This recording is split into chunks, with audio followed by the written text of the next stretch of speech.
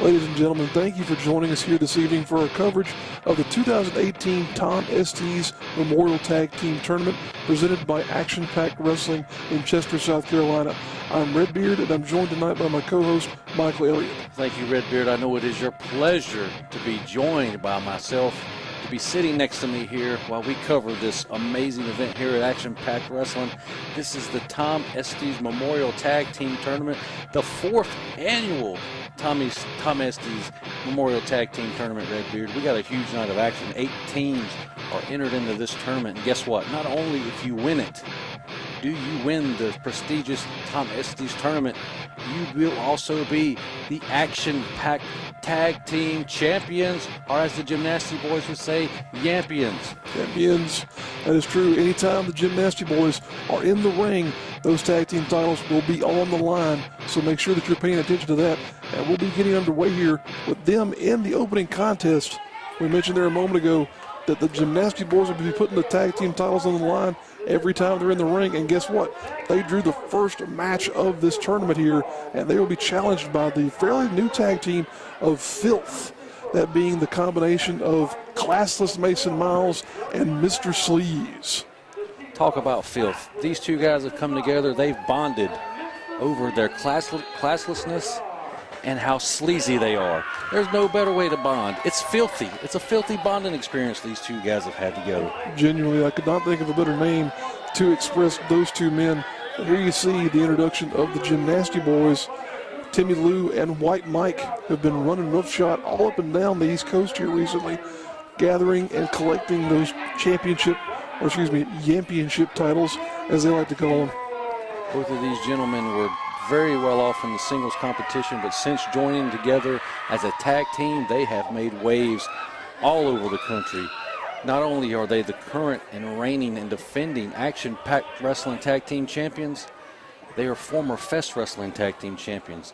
I even believe they held the IWA Mid-South. They might even still currently hold those, but they won the APW Tag Team titles by defeating another huge tag team, the Ugly Ducklings, here just a few months ago, right here in this building. Tremendous legacy of tag team wrestling here in this promotion. And ladies and gentlemen, if you're not familiar with APW, please take a moment to check them out on social media. See when they'll be running their bi-weekly events, and make sure that you're paying attention to what they're doing, because this is a big-time tournament here in the Carolinas and a big opportunity for you to enjoy tag teams like this.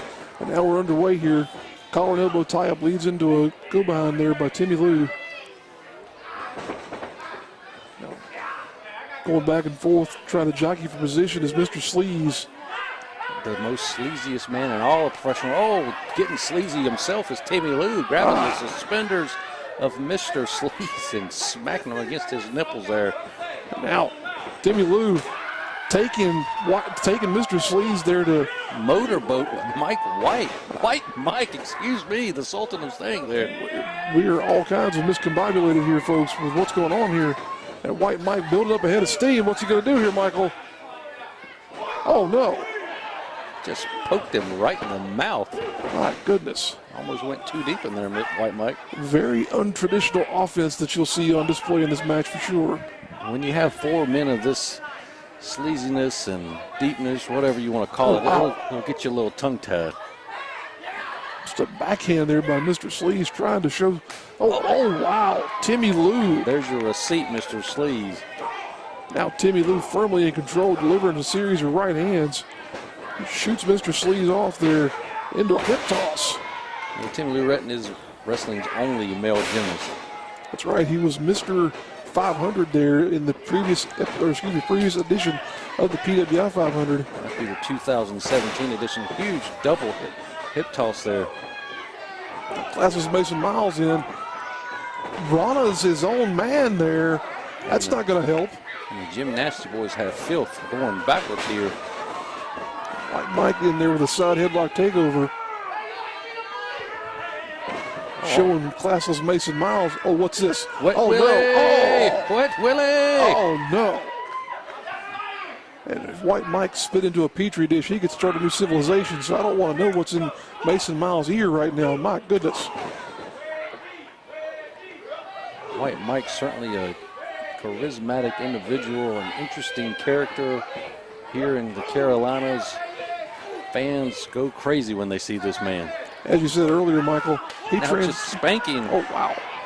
Classless Mason Miles like he's his little boy. As you said, Michael, White Mike transitioned from being a singles competitor here, got into this tag team with Gymnasty Boys. Oh my goodness, now he's going to the outside. But got into the Gymnasty Boys. It changed his career direction for the better. As we said, they've been tremendously successful. But Filth right now is suddenly in control of this matchup. And they're getting filthy on the outside here as Mr. Sleeves just taking advantage.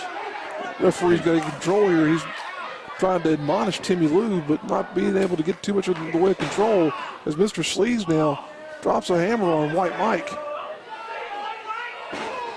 Putting the boots to the man there now. Calling for classless Mason Miles to set something up. Oh, wow. Hard shot there. Yeah, Mason Miles used to be classy. Mason Miles used to come out in a feathered boa, and now he's just as dirty as they come. Filthy. He is definitely what you would say a classless little punk is Mason Miles for sure. Definitely more indicative of his true personality there. Seeing great teamwork by the team of Filth here tonight. As you mentioned, they haven't been together that long, but they're really showing the cohesiveness here. And Mr. Sleeves really taking it to White Mike here now. Dives on top of the man. Referee Slowboy Stevens says only a 2 count. And again, the tag team titles, the APW tag team titles of the Gymnasty Boys are on the line in this opening round contest of the Tom Estes Memorial Tournament. It's great to see a fighting set of champions like the Gymnasty Boys. They were not afraid to put those titles on the line and get in here and mix things up immediately, as they are now here in the opening round of this tournament. And Michael, I have to say, they're in a bad way right now. Timmy Lou's got to get in there and help his man. It wouldn't surprise me to see the tag team titles change hands here in this first match of this tournament. I could easily see Filth going all the way to being the 4th annual winner of the Tom Estes Memorial Tournament. A couple of sentons there didn't help out Filth there, as White Mike's still able to fight through the pain. Now he's just writhing around there in the middle of the ring. As classless Mason Miles, what's he taking the tape off? He's choking in another classless act there. Filthy bastard. Just choking the life out of White Mike. Now calling for Mr. Sleeves to get in there and just putting a boot across the throat of White Mike. My goodness. Slowboy Stevens not even watching what's going on here in this matchup. Now suddenly realizes there might have been a tag. There was a tag. The referee said there was a tag. I'll take your word for it. I saw it, but you didn't see it. I was busy trying to watch what the assault happening there in front of my very eyes. In between that assault, there was a tag. Okay. But now White Mike trying to get back going here, but he eats a double axe handle. See, Timmy Lou's still. He just tagged again. Timmy Lou's still trying to get some momentum going in this matchup, but can't get anything in there to help his tag team partner. White Mike is in some serious trouble here. And fighting back, it's not going to be that easy to put White Mike away, but he is in some serious trouble being cut off. The ring has been cut in half here, and Filth is just beating the tar out of this guy. And White Mike, oh my gosh. Oh, he liked that kind of raking in the bedroom, Redbeard. Not in my wrestling. Raking the front part of White Mike there, the chest, we'll say. Very, as we said, untraditional and unorthodox offense you'll see in this matchup. Oh, but there's a traditional boot to the face of Mason Miles. And Mr. Sleaze eats a turnbuckle, and there's a tag. Timmy Lou's in the match. Mason Miles is down. Sleaze is down. He's coming in like a house of fire, 4 clotheslines in a row. Timmy Lou Retton is ready to take control of this match. In the meeting of the minds here, there we go. Smashes those melons together. Now Mr. Sleaze out of the ring. Mason Miles, oh wow, eats a big splash. Now power slam there by Timmy Lou. That's it. Oh, 2 so count close only. to So close. advancing to the second round of the tournament was the Gymnasty Boys there. So very close. That might have been 2 7/10. Crowd here firmly behind the Gymnasty Boys. As Timmy Lou calling for White Mike to get back in the action here. Referee, what is this? Who is that? That's the winners of last year's tournament, high profile. High profile. And as we all know, Shea McGrady is out of action with a broke ankle. Mason Miles has That's got a three. He's got a Count it, pinfall. referee. This is it. Oh, But Timmy Lou kicks out. so Two count. close.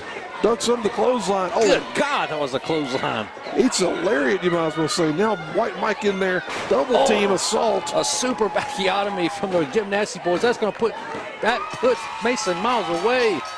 And they are moving on. The Gymnasty boys have defended their title. Still tag team champions, moving on to the second round as the Gymnasty boys.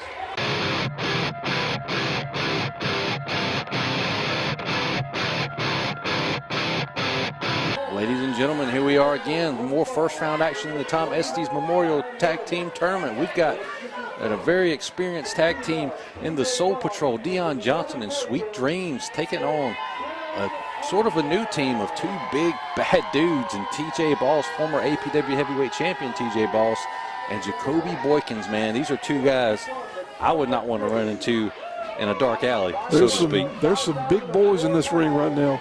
You mentioned the team of Game Over there, TJ Boss and Jacoby Boykins, but sitting across the ring from them in the Soul Patrol are Dion Johnson and Sweet Dreams. Not two small competitors either. This is going to be a very crowded ring and a very hard-hitting match, Michael.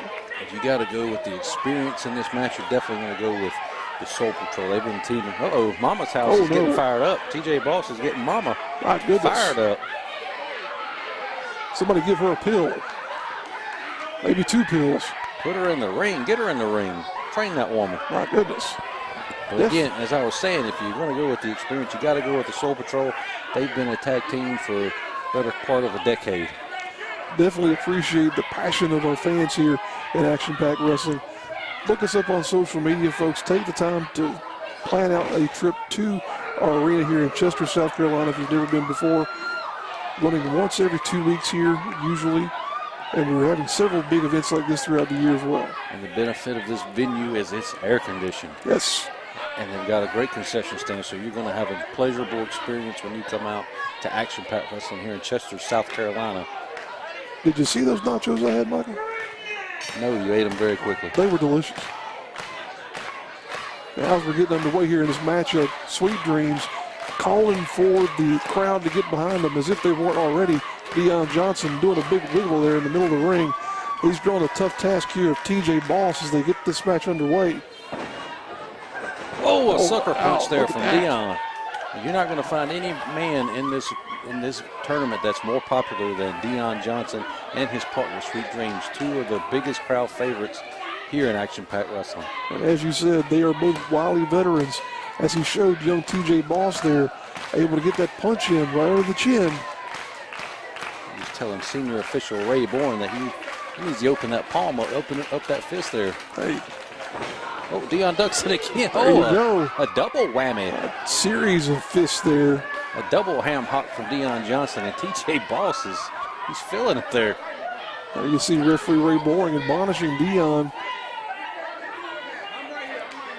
I think TJ's telling Ray he needs to admonish him. And again, the fans are clearly behind Soul Patrol, but this team of Game Over, man, it's two big bad dudes that can inflict a lot of punishment very quickly.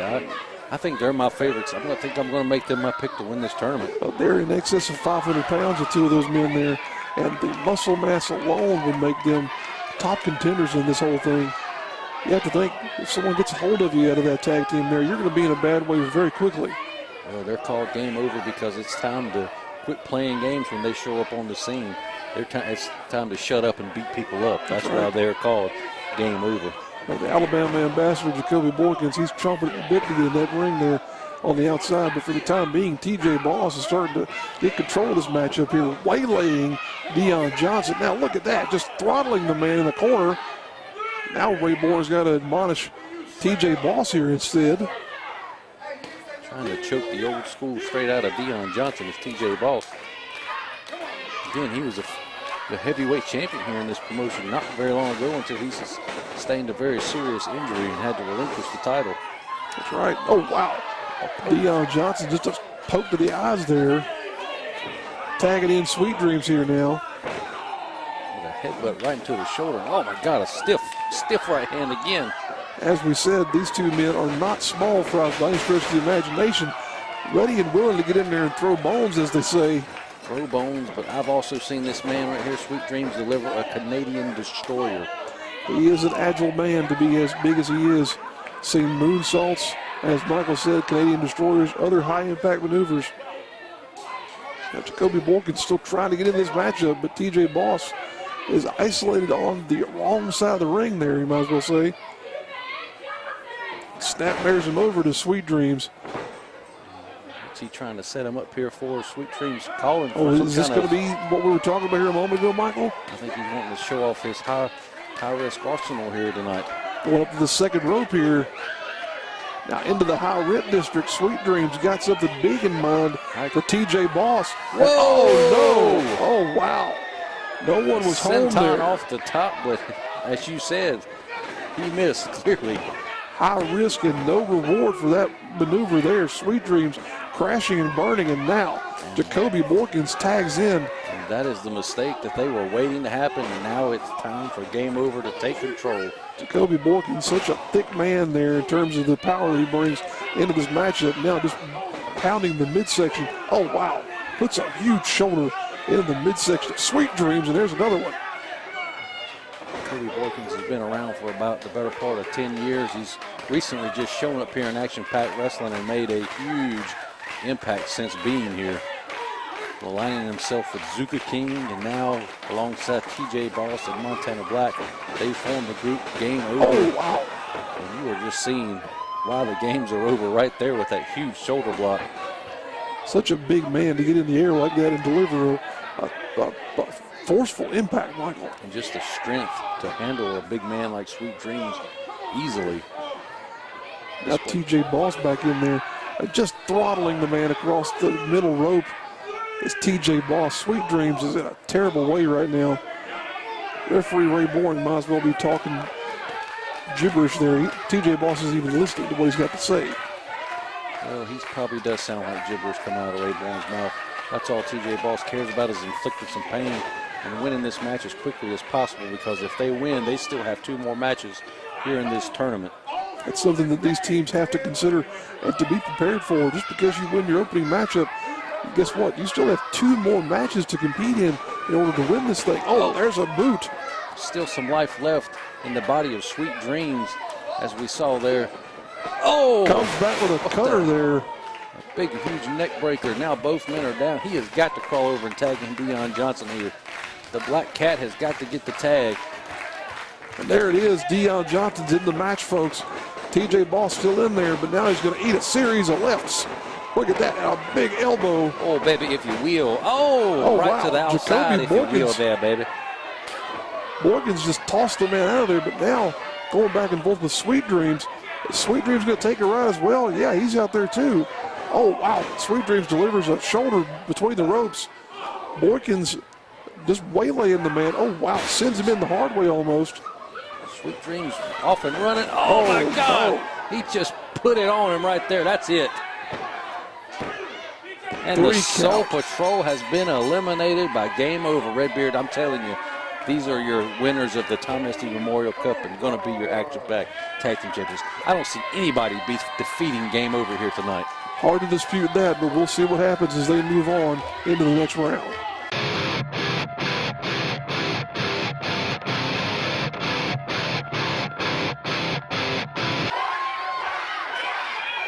Ladies and gentlemen, our next matchup here, still in the first round of the 2018 Tom Estes Tag Team Memorial Tournament, is going to be featuring the Ugly Ducklings taking on the Chosen Two. Former APW Tag Team Champions, the Ugly Ducklings. They've been on a roll all over the country, especially here in the Carolinas.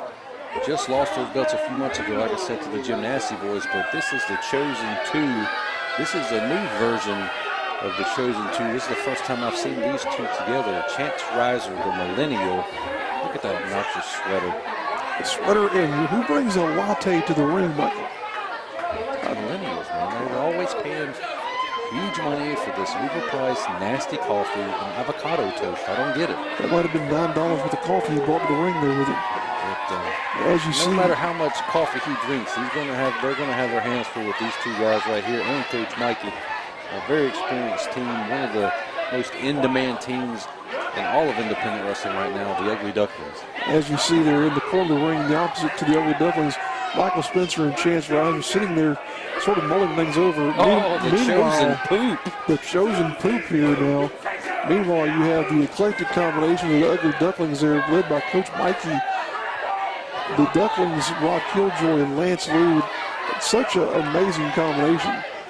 But as you said, I think everybody's disoriented in the arena now over the chosen poo. Well, we've seen very many variations of chosen poo. The chosen two, the chosen poo, it sounds a little bit better. It does. But this is the first incarnation of these two that I've seen, Chance Riser and Michael Spencer.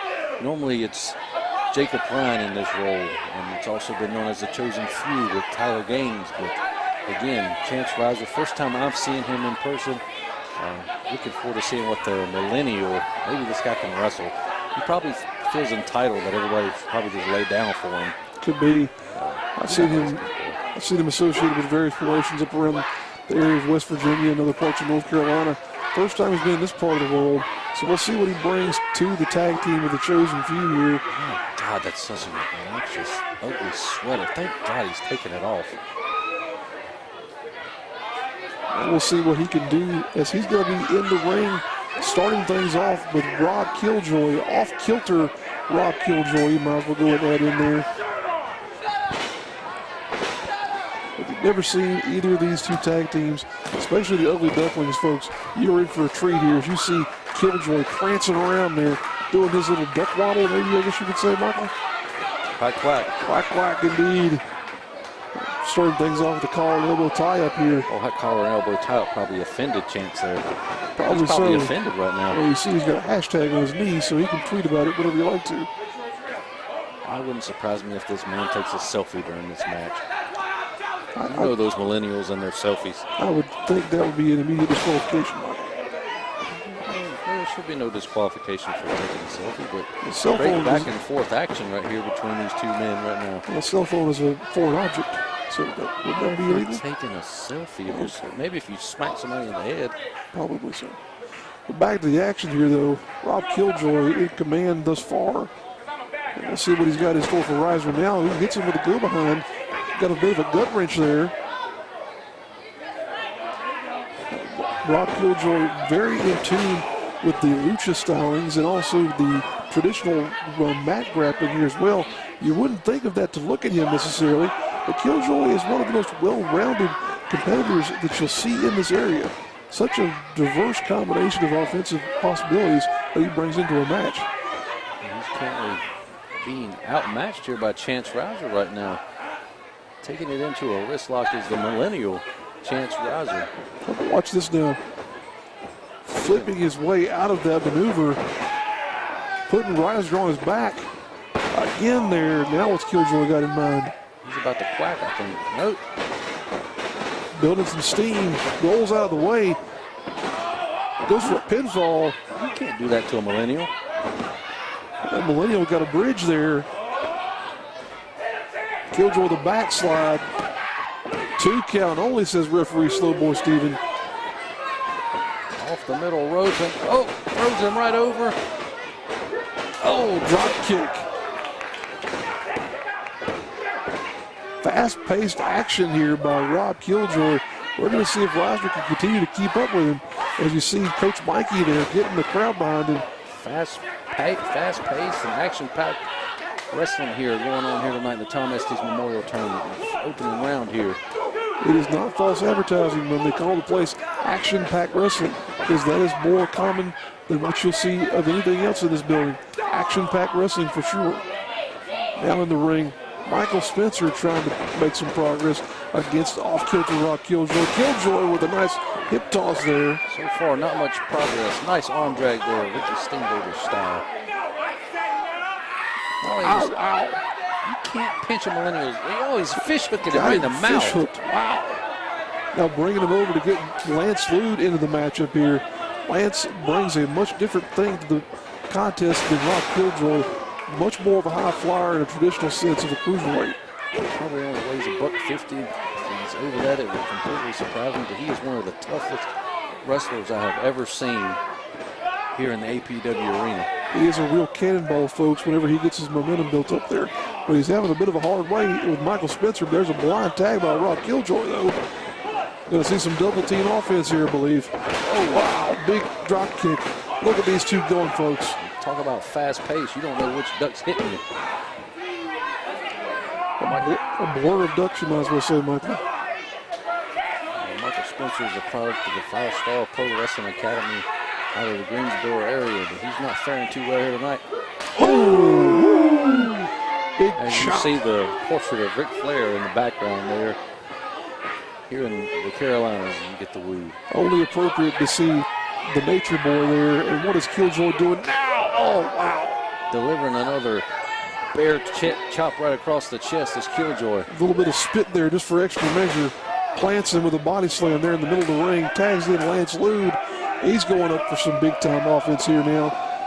Slingshots himself in. Dumps it over to Killjoy. Wow. Oh, moonsaults him. Standing moonsault there. That's it. Gets the opening round is over for the Chosen 2. Oh, 2 count for the Chosen 2. Very close though. Michael Spencer in a bad way here now. Maybe you need some of that latte to get some extra energy here. Well, you know, the Millennials don't have any money. They're loaded up with college debt. That's very true. Somehow still able to afford those, as we said, $9 cups of rather bitter coffee. Well, you know, they like to call themselves their first world poor because they have an expensive iPhone and laptop so they can check on the internet how much little money they have in the bank. What they don't have much of right now is momentum. But as soon as I say that, Noxious Sweater has gotten involved in this match. Dear God. what in the world was that? And now the momentum is in the favor of the Chosen 2. And Lance Lude is in some serious trouble here. All because of that obnoxious, ugly sweater that Chance Riser wears.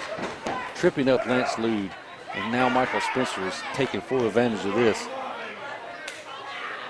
Spencer's clamping down on the head of Lance Lude there. Delivered some stiff knees there. Showing off some Muay Thai here is Michael Spencer. Such a diverse combination of offensive styles that you're going to see on display in this tournament. Everything from lucha to high-flying maneuvers to even Muay Thai strikes and traditional forms of combat.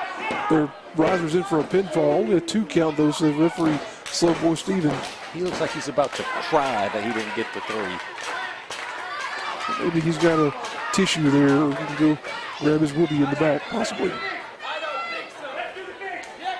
Delivers a bit of an elbow there as Riser. Still in control of Lude, but tags in Michael Spencer. I'd have to say Spencer for sure is the heavier hitter of this combination of the Chosen 2. Oh, double team offense there by the Chosen 2. Have to give him credit where credit is due, but kind of a lackadaisical cover. Get in there and try and pin the man for crying out loud, Spencer. Well, he thought he was entitled to that pin that Lance Lude should have just laid there. I'm telling you. Entitlement. It's that millennial mentality. Wonderful. Now, Lude jacking the jaw of Spencer. He's got to make the tag in the Killjoy here. He's taking some serious punishment. Oh, it's Seguri. He's going to make that tag. He's got to. Oh, Riser's in. Inching his way. Lude almost was there, but not yet. Now both legs being controlled. Oh, flips out of it. Wow. I've never seen anything like that before. Tags in Killjoy. Springboards himself into the match here. Business is picking up now as Carl say. He is going to lay the lumber here to Chance Riser. Look at that drop kick. Now Spencer's going to eat one too. Oh, wow. Spinning elbow. What's he got in store here? Going to be a version of white noise possibly. Oh. Dropped him right on his neck and now into a Northern Lights suplex. Wow. Double stomp, that's it. No, he's not done. Springboard moonsault off the second rope. That's it, folks. 2 count. Wow. Hard to believe that Riser was able to get out of that one. I guess he still had a little bit of that latte left in him. You can see Coach Mikey trying to get the crowd behind the Ugly Ducklings here. They got to put this match away again. The winner of this match has got to move on and fight again. Not very long after this. Mikey definitely got the crowd going. There's Killjoy delivering a running knee. Got another one coming up here, I believe. Oh, wow. Reiser gets out of the way, though. Oh, God. He could have suffered a concussion smacking the back of his head on that mat. And ladies and gentlemen, that mat is hard. It might have a little bit of padding, but it is hard as a rock. Killjoy, they're able to kick out of that maneuver, though. Oh, wow. Tag in by Lance Lude. He's going to come off the top rope. Reiser eats a big splash. For the cover. Quick-paced offense here. Everybody's in the pool, as they say. Lude now delivering a back kick to Spencer and Reiser. What's he got in store for him here now? Getting a little bit of momentum into that drop kick. Spencer ducks out of the way, though. Oh, wow. Delivering a huge knee to the face of Lance Lude. What has Chance Reiser got? Oh, belly to back suplex. Oh, saved at the last second by that double stomp from his partner was Lance Lude. Got him right in the breadbasket, the softest part of him here, I was going to say. Man alive, such offensive maneuvers we're seeing by both these teams. These millennials might not know how to boil water, but they sure do know how to wrestle. Spencer knows how to throw a couple of elbows in there, too. But Killjoy knows how to throw a kick. Wow. Huge bicycle kick right into the face, and outside of the floor now is Michael Spencer and Rob Killjoy, leaving these two into the ring. Lance Lude up and over. Oh, not able to connect with that move. Like he might have been going for a version of sliced bread there, but he's now having to fight out this gut wrench. Putting all his weight down. Chance Reiser can't get him up into the corner. Rolls through. He's got him covered. Oh, springboard drop kick from Rob Killjoy, saving the match for the Ugly Ducklings, and now just dives over takes out Michael Spencer. Willing to throw risk to the wind here. Double knees into the corner by Killjoy, setting up more of their double team offense for the Ducks. Oh, launchpad McQuack! Oh, wow. He just hit him with the launchpad McQuack. That's got to be it. Chance Reiser is out of this. Reiser is done. Lude's going up to the top. What are they setting them up here for? It looks like they're going to go for their finishing maneuver here. They're going to try to hit Chance with the Ducks Day device. If they connect with this is over. And there it is. Ducks Day device, and that's it. I think the Ugly Ducklings have got this match wrapped up. There it is, folks. And the former APW Tag Team Champions are moving on into the second round. Wow. The Chosen Two put up a good fight there. You have to give them credit where it's due. But moving on are the Ugly Ducklings into the second round of the tournament.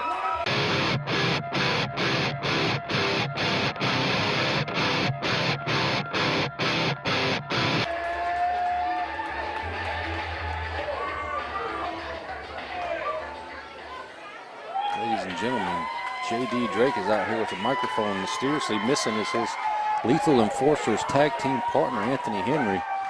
Let's see what Drake has to say. How's everybody doing this evening? Sounds like y'all having fun so far, right? Good deal. As you can see, the other half of the Lethal Enforcers is not here this evening. Last weekend, Anthony Henry suffered concussion during a match in the race against Slim J. And he wasn't able to make it here this weekend, this evening. And I know that I promised the last time I was here that myself and Anthony Henry would go on to win the Tom Estes Tag Team Tournament. But I don't have a tag partner.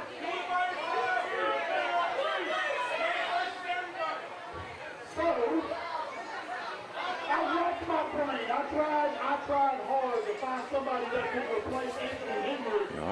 Oh, yeah. And I can't think of anybody that can replace Anthony Henry. There's nobody that can replace him. So I had two choices. I could either withdraw from the tournament,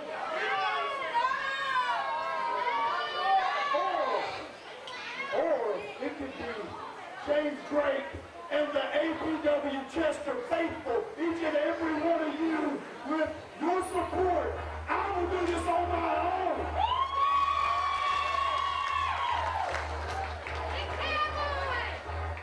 own. My goodness, folks.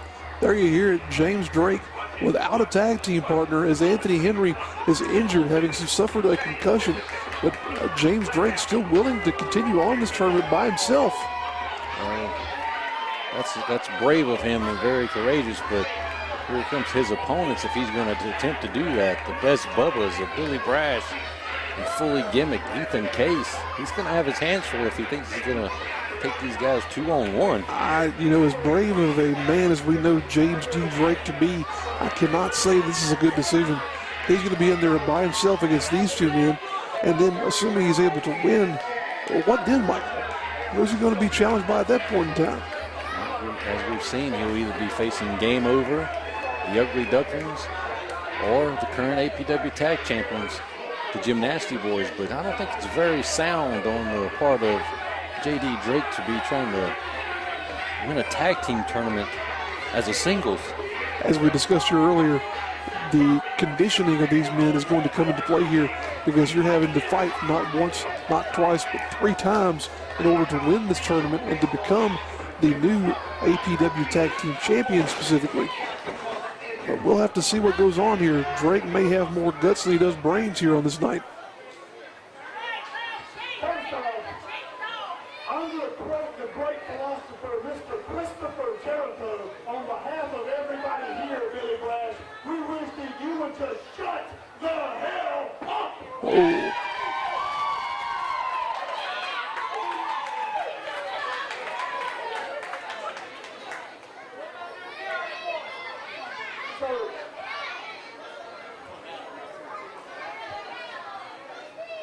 The way it looks, it's going to be the blue-collar badass J.D. Drake against the real-life Teletubby and Forrest Gump's big brother.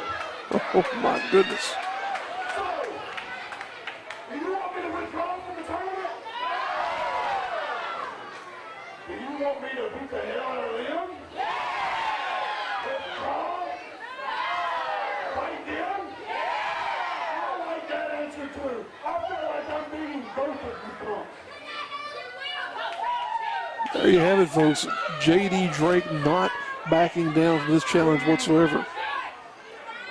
Michael, I have to wonder, Ethan Case has got something to say. That's your problem. You want to come out here and you're all worried about violence. That's not what wrestling is about. This isn't about violence.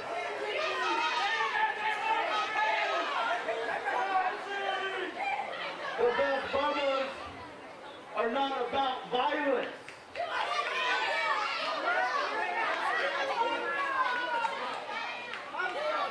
But it's simple. We have a solution for you, James. Calm down. Don't do it. When you want to go through it, here's what we can do. You don't want to leave, and we don't want you to leave either. But we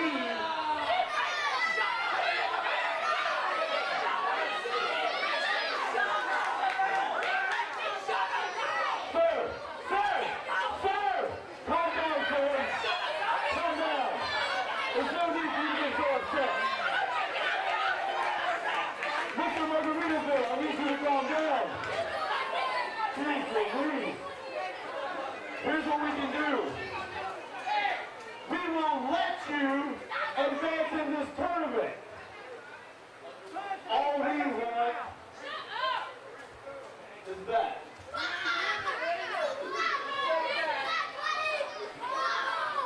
We'll take that and we'll just leave. Wow, how nice of the best Bubba's to let J.D. Drake advance in this tag team tournament. All they have to do, all J.D. Drake has to do is help him pull down that heavyweight championship that's going to be on the line here in a ladder match later tonight. But that wouldn't make them the champion, though. They would have just stolen the belt, Michael. Well, that's your logic. That's not the best Bubba's logic. The best Bubba's logic is they'll be the champion. Ethan Case will be the heavyweight champion. Well, the logic that's on display in this matchup may be dictated by J.D. Drake there. They're doing him a huge favor. They're taking it easy on him tonight. All we want is that. We'll go around both our waist, and we'll walk right on out of here.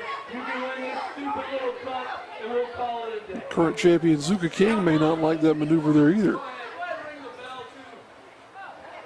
Well, I think J.D. Drake is going to allow this to occur as Ethan Case is about to try to hoist Billy Brash up to the heavyweight championship. Reconsidering their method there. I don't know what exactly their method for doing this. Oh, now going into kind of a device type maneuver, but I was questioning Drake's approach to even entering this tournament, but since he's getting a bye, basically, it's pretty smart on his behalf. Oh! Wow. What an idiot. Why would you take on these two guys? He suckered him into it, you might as well say there. Now Drake is in command of this match, even though he's facing two men against just himself. The blue-collar badass, J.D. Drake, thinks he's going to beat two men at one time. Now, he's been in the ring with some impressive individuals who are lately at Evolve, like Keith Lee and Matt Riddle, both signed in with NXT recently, but he's not going to be able to take out both of the best Bubbas by himself. He needs Anthony Henry. He needs his partner for this tag team tournament. He's doing a pretty good job here with Ethan Case, though, this far. Look at that. Sort of a tribute to good old Dusty Rhodes there with those bionic elbows. All good things must come to an end. His luck is going to run out here soon. The best Bubbas are going to get on the same page and easily take this to the second round of the tournament. There See you there? go. I'm a genius. You mentioned the fact that Drake has been, oh wow. This is with that attempted chop there. But you mentioned that Drake has been involved with a number of Evolve events here. But Billy Brash, got to give him credit where it's due as well. He was involved in several New Japan Pro Wrestling Dojo events here recently. Oh, wow. He felt that all the way at the New Japan Dojo. Oh, didn't you, Billy? God. Two hard strikes there by one of the heaviest hitters in the game today, J.D. Drake, the blue-collar badass. The best big man in the business currently. And if you don't believe that, you need to look this man up and watch his matches. And he will prove to you why. Woo! There's a big proof of why he's one of the most feared men out there, too. The mayor of chops. Chop City. Like Michael said, the mayor of Chop City is J.D. Drake. But now holding on for dear life is Billy Brash. Oh, no. And they have just taken out the will of Drake here. And as like I said, the numbers game was going to catch up to him eventually. You know, you got to admire J.D. Drake for the courage that he's shown, but eventually numbers are going to overtake him in this match. And Ethan Case is now just working over that left leg. Strategically, they went after that left wheel, as you said there, Michael. Now Drake is in a bad way, trying to get any type of a grasp of that bottom rope to get some relief from the submission maneuver that Case has got him locked in. And that's the only relief he's going to have is be able to grab those ropes. He has no one to tag out to. He has no one to come and save him from this beating. Oh, no. You do not chop the mayor of Chop City. Oh, if you take out the wheel, you can do whatever you want to. Hard to deliver a chop when you're down on one knee there, but I'm sure you can probably do it as well as anyone. Oh, Billy dear Brash in there taking advantage of the opportunity to put more impact onto that left knee of James Drake. And at some point, J.D. Drake's got to look at the bigger picture outside of the Tom Estes Memorial Tournament. His knee is just taking a lot of punishment. Look at Brash now bending that ankle in a way that it is not intended to go, torquing the knee all the way around in a circle almost. My gosh, Michael. Now he has him in an STF, a version of the STF here with Billy Brash. But if anybody can pull this off, you know, as much as I don't think he's going to, J.D. Drake could actually pull this off, but like I said, the odds are not stacked in his favor, especially now that not only is he in a handicap match, he's basically got one leg now. One good wheel and only himself to rely on in this matchup. But we're going to have to see what happens here. They're almost picking the bones are the best Bubbas of J.D. Drake here, taking their time and just dismantling that left leg. He just kicked the field goal with James Drake's knee. My goodness. Tagging back in Ethan Case is Billy Brash here. Two best friends and the best Bubbas. Two of the head trainers of the Palmetto Wrestling Academy down in Columbia. But they're really showing off what they know here tonight just by picking off James Drake easily here so far. Really putting on a display of joint manipulation here for sure, Michael. But really and truly, we have to continue to question just what was J.D. Drake thinking in Wasn't getting thinking, involved man. in He's this. a redneck from Shelby. He doesn't think. Oh, my goodness, Michael. Well, right now, for sure, he's thinking about a way of getting out of this maneuver and getting some relief to that left knee. It's torn to shreds here, you might as well go ahead and say. But Ethan Case is not backing down whatsoever, continuing to just apply pressure. Oh, wow. Don't you wish you had a best bubble like Ethan Case has and like Billy Brash has? Someone you can rely on to tag in whenever you're about to get chopped by James Drake there, maybe, as Drake now is building some momentum. He's still got a little bit of fight left in that big body of his. But I don't think it's going to be enough to overcome these two experienced veterans. As we said, he may have had more courage than brains, but look at the anger on the face of James Drake. That attitude is starting to outshine the pain, Michael. He might still have something in store for him here. I'm trying to build hope for all these idiots watching this. He's over. Look at that. A sick kick delivered right to the face of Ethan Case. Still using that one good leg he's got. He might not have much in the tank, but he's going to fight till the very end here, is J.D. Drake. And unfortunately, as he crawls to that corner, he has no one there. He's having to rely all on himself tonight.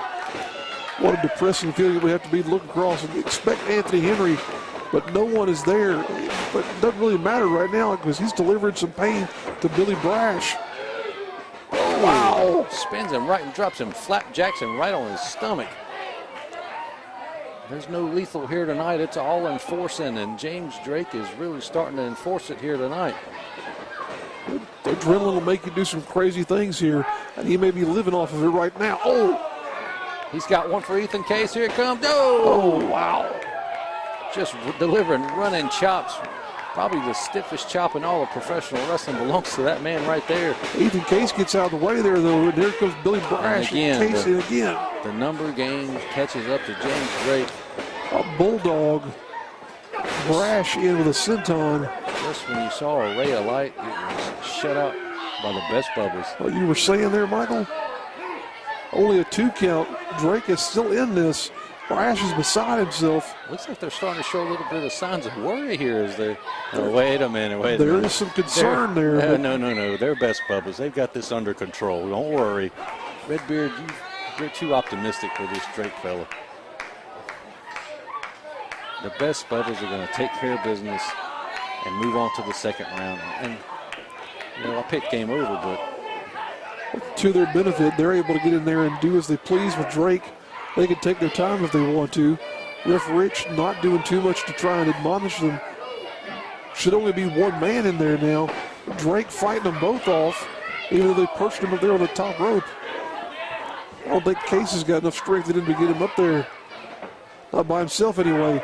Now Drake delivered some headbutts. Brash trying to unload on the gut of James Drake.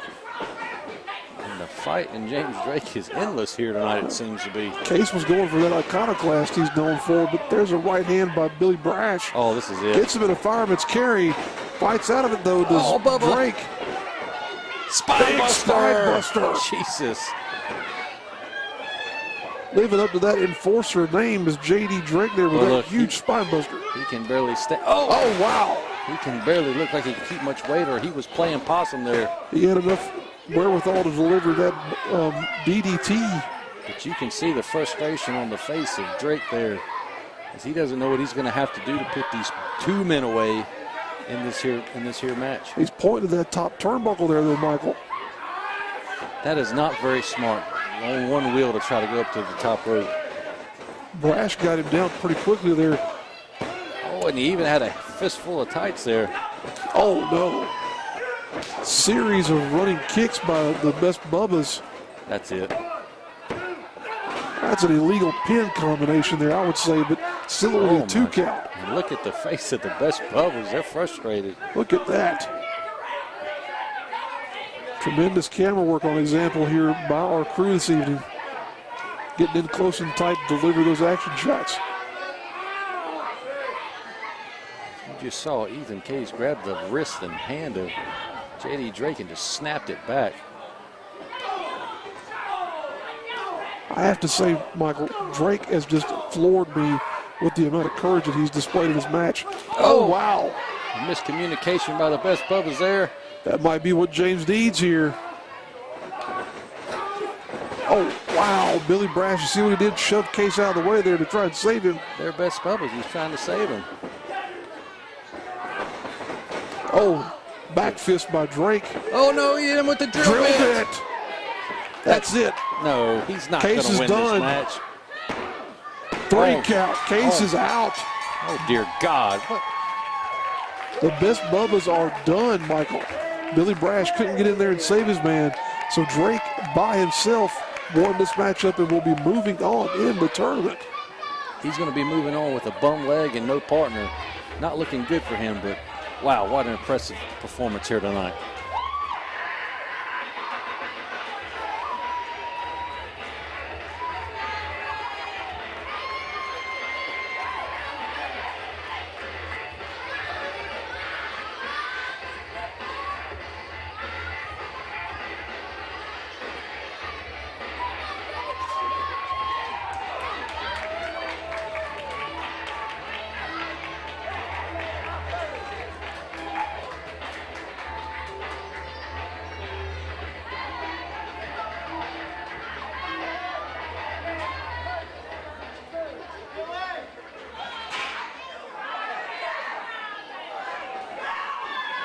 What in the world? Who is this? Folks, we were about to head to the back here to transition to the next match. Malachi Matthews. Malachi Matthews is in the ring. How did he get in here? Well, probably by vehicle or Uber or something, but he's attacking Ethan Case. At one point in time, these men were in an alliance of sorts, but now Malachi Matthews has been just removed from every locker room you can think of, including Action Pack Wrestling's, after he and Ethan Case had a falling out. He used to be a member of the Best Bubbas. This guy's just a loose cannon now. You never know where he's going to show up, but he's usually wherever Ethan Case is to come and get some. I think he wants Ethan Case one-on-one. Wow.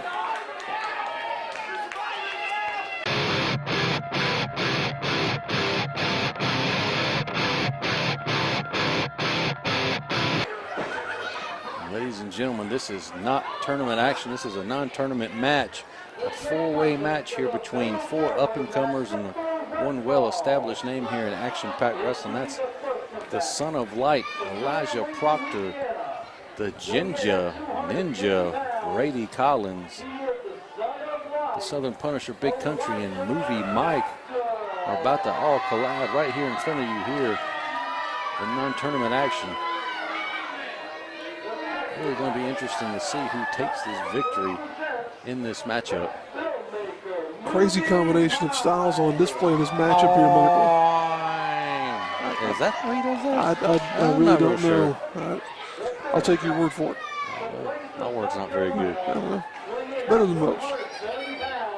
Very strange, I shouldn't say strange, definitely a interesting style of offenses that you'll see on display in this matchup, as you see the Ninja Brady Collins doing his little flip maneuver there into the hero pose. But now the big man himself moving in the middle of the ring. That's the one you got to worry about, Michael. The Southern Punisher, Big Country. We'll say in excess of 500 pounds is Big Country these days. Depends on whether or not he made a trip to the buffet on the way to the show here tonight, I'd say. No matter what he weighs, he's one of the most impressive super heavyweights in this area. The guy moves like a cat, can perform a super kick, which you would not expect. A big man who can move that fast is a crazy thing. Oh, wow. Brady Collins getting things off in a hurry here. Oh, dropping the Hollywood star right across the midsection of Elijah Proctor there. Movie Mike. A flashy young man that we've got here. Very entertaining, so to say, about Movie Mike. Looks like he's about to, the scene has started. We'll film a scene there between Collins and Big Country as Mike just content to get out of the way. Oh, wow. You do not want to run into that big boulder of a man, Big Country. Collins might be. He found out firsthand. Ooh. And now Collins has got a depression in his chest.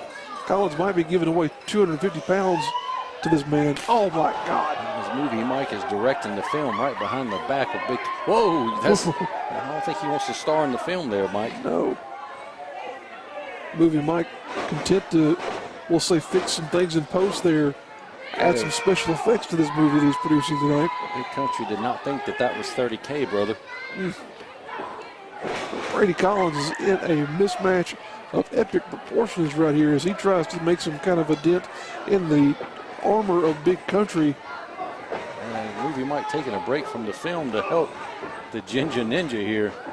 That's going to take at least 2 men to take down Big Country, I would say. It might even take Elijah Proctor if he can get back to his feet and into the ring. Oh, but Proctor, he's going into business for himself there as he takes out Collins. Mike's going to have to do his own stunt work here. Oh, wow. Huge headbutt and putting the filmmaker on the floor. Here comes in the son of light, Elijah Proctor. And he's going face to face with the big man himself. Elijah Proctor, no little man either. Not afraid to get in there and mix it up. Proctor is a hard striker, but Big Country is probably even more of a striker than Proctor. Oh, delivering an elbow right into the back of the head. Oh, and there's your receipt, Elijah Proctor. These 2 men going tit for tat here with these elbows. Oh, that was a pump kick by Proctor, though. Not able to take the big man, the super heavyweight, off of his feet just yet. Kind of on Dream Street, though. Oh, look at that. Super kick right to the midsection, taking all the wind out of Elijah Proctor's lungs. That's some of that agility we were talking about there a moment ago with Big Country. Just catches Brady Collins. You can fly high, but it doesn't work. Oh, what a fall-out slam. Oh, a running knee there by Movie Mike. Now that was 30K, brother. That knee was 30K. What does that even mean? I'm not hip. I've got a 4K TV. Mine's not near 30K, so I couldn't tell you, Michael. Well, this is about to be 30K look on the face of Movie Mike as Big Country is just staring him down. Mike is trying to find a way out of this scenario here now. The filmmaker is promising him the lead role in his next major motion picture, but I don't think Big Country wants it. He's going to have to sign a 6-figure contract, I believe, to get out of that one. Collins is going to be the recipient of even more punishment here now. As Mike and Country seem to have gotten some sort of an alliance going. Shoots Collins across. Oh, with a big kick. Stiff super kick. Oh, kick. wow. Still not off of his feet as Big Country, but there goes Movie Mike taking advantage of. Whoa! Wow, look at that springboard off the belly of Big Country. Now Proctor back in with more of those heavy dear strikes. God, he just took his head off and turned him inside out. Collins is out on the mat there. Proctor's trying to knock everybody out of this match with those elbows. Just taking full advantage of the opportunity before him. Oh, cannonball. The big man is finally off of his feet, retreating to the floor. Proctor now firmly in control of this matchup. He and Collins are isolated in the ring. Mike and Big Country are outside. This is the opportunity that the Son of Light needs to win this match. Oh, wow. Look at that kind of a Brady Collins reversing out of that into a stunner. Twisting stunner and there. spinning in Seguri there. The Ginger Ninja is in control. Ginger Ninja from my old hometown of Lancaster, South Carolina. Great to see a good product like him emerging into the scene from my part of the world. Another pump kick by Collins. These two are going hot and heavy in this matchup here now. Gets him over into a bridging suplex. Karate chop. Mike just chops the man right dead in the middle of his chest. My goodness. You know, Movie Mike is the only director or actor that has never went straight to DVD. He's always in the movie theaters. Oh, my goodness. The only big ticket award winner in all of Hollywood. I don't even know how to respond to that. Oh, both been going for the same maneuver there, like minds here, trying to kick each other at the same time. Movie Mike, though, making some progress and getting momentum back with that drop kick. Wow. Picture perfect drop kick there. Picture perfect. Right on the sweet spot there on the button, you could say, of Brady Collins was that drop kick. So we're in slow motion.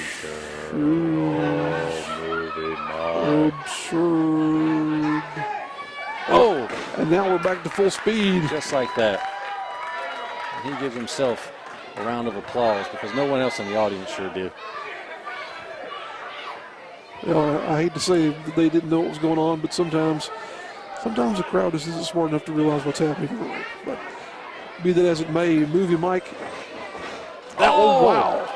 Suicide dive from the Ginger Ninja to the floor, taking out the Son of Light. I was going to say Movie Mike was in control here, but Brady Collins just got an ounce of determination there himself. Mike, don't, oh, wow. And again. Collins just pushes Mike out of the way, if I can get my words straight here. He is on fire here tonight. My goodness. Wait a minute, what? He's going to do it again? He's going to take out the big man? Oh, no. Better luck next time. I could have told you how that was going to go. Big Country just manhandling Collins. Well, he's able to fight his way out, but continuing to try to jump on that big man is not a very smart move. Oh, able to reverse it and push Big Country into the post. Wow. Taking him down. Using Country's own momentum against him there, Collins did. Almost it seems as Movie Mike and the Ginger Ninja have formed an alliance, so to seem, here in this match. Well, Mike has had so many. They're the same color skin, he said? No, what? Wait a minute. Whoa. Springboard kick. Wow. Such a tremendous style of offense. Oh, wow. But there's Proctor with more of that hard-hitting offense of his own. Another cannonball. Proctor now is telling Collins he's done.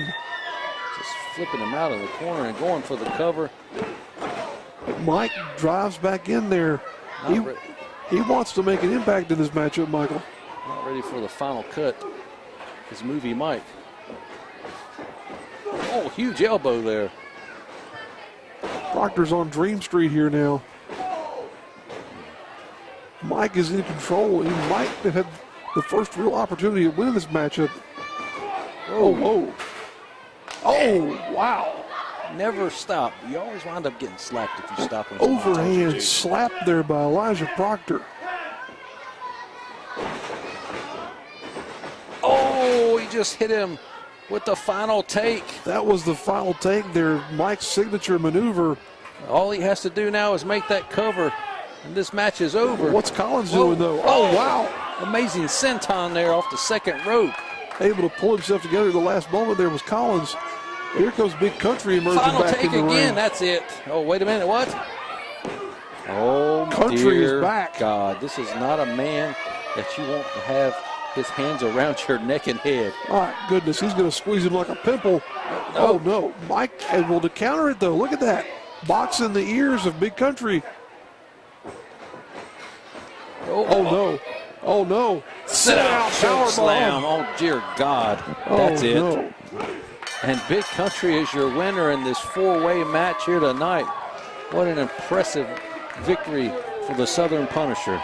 Those three men could not overcome the mass of Big Country.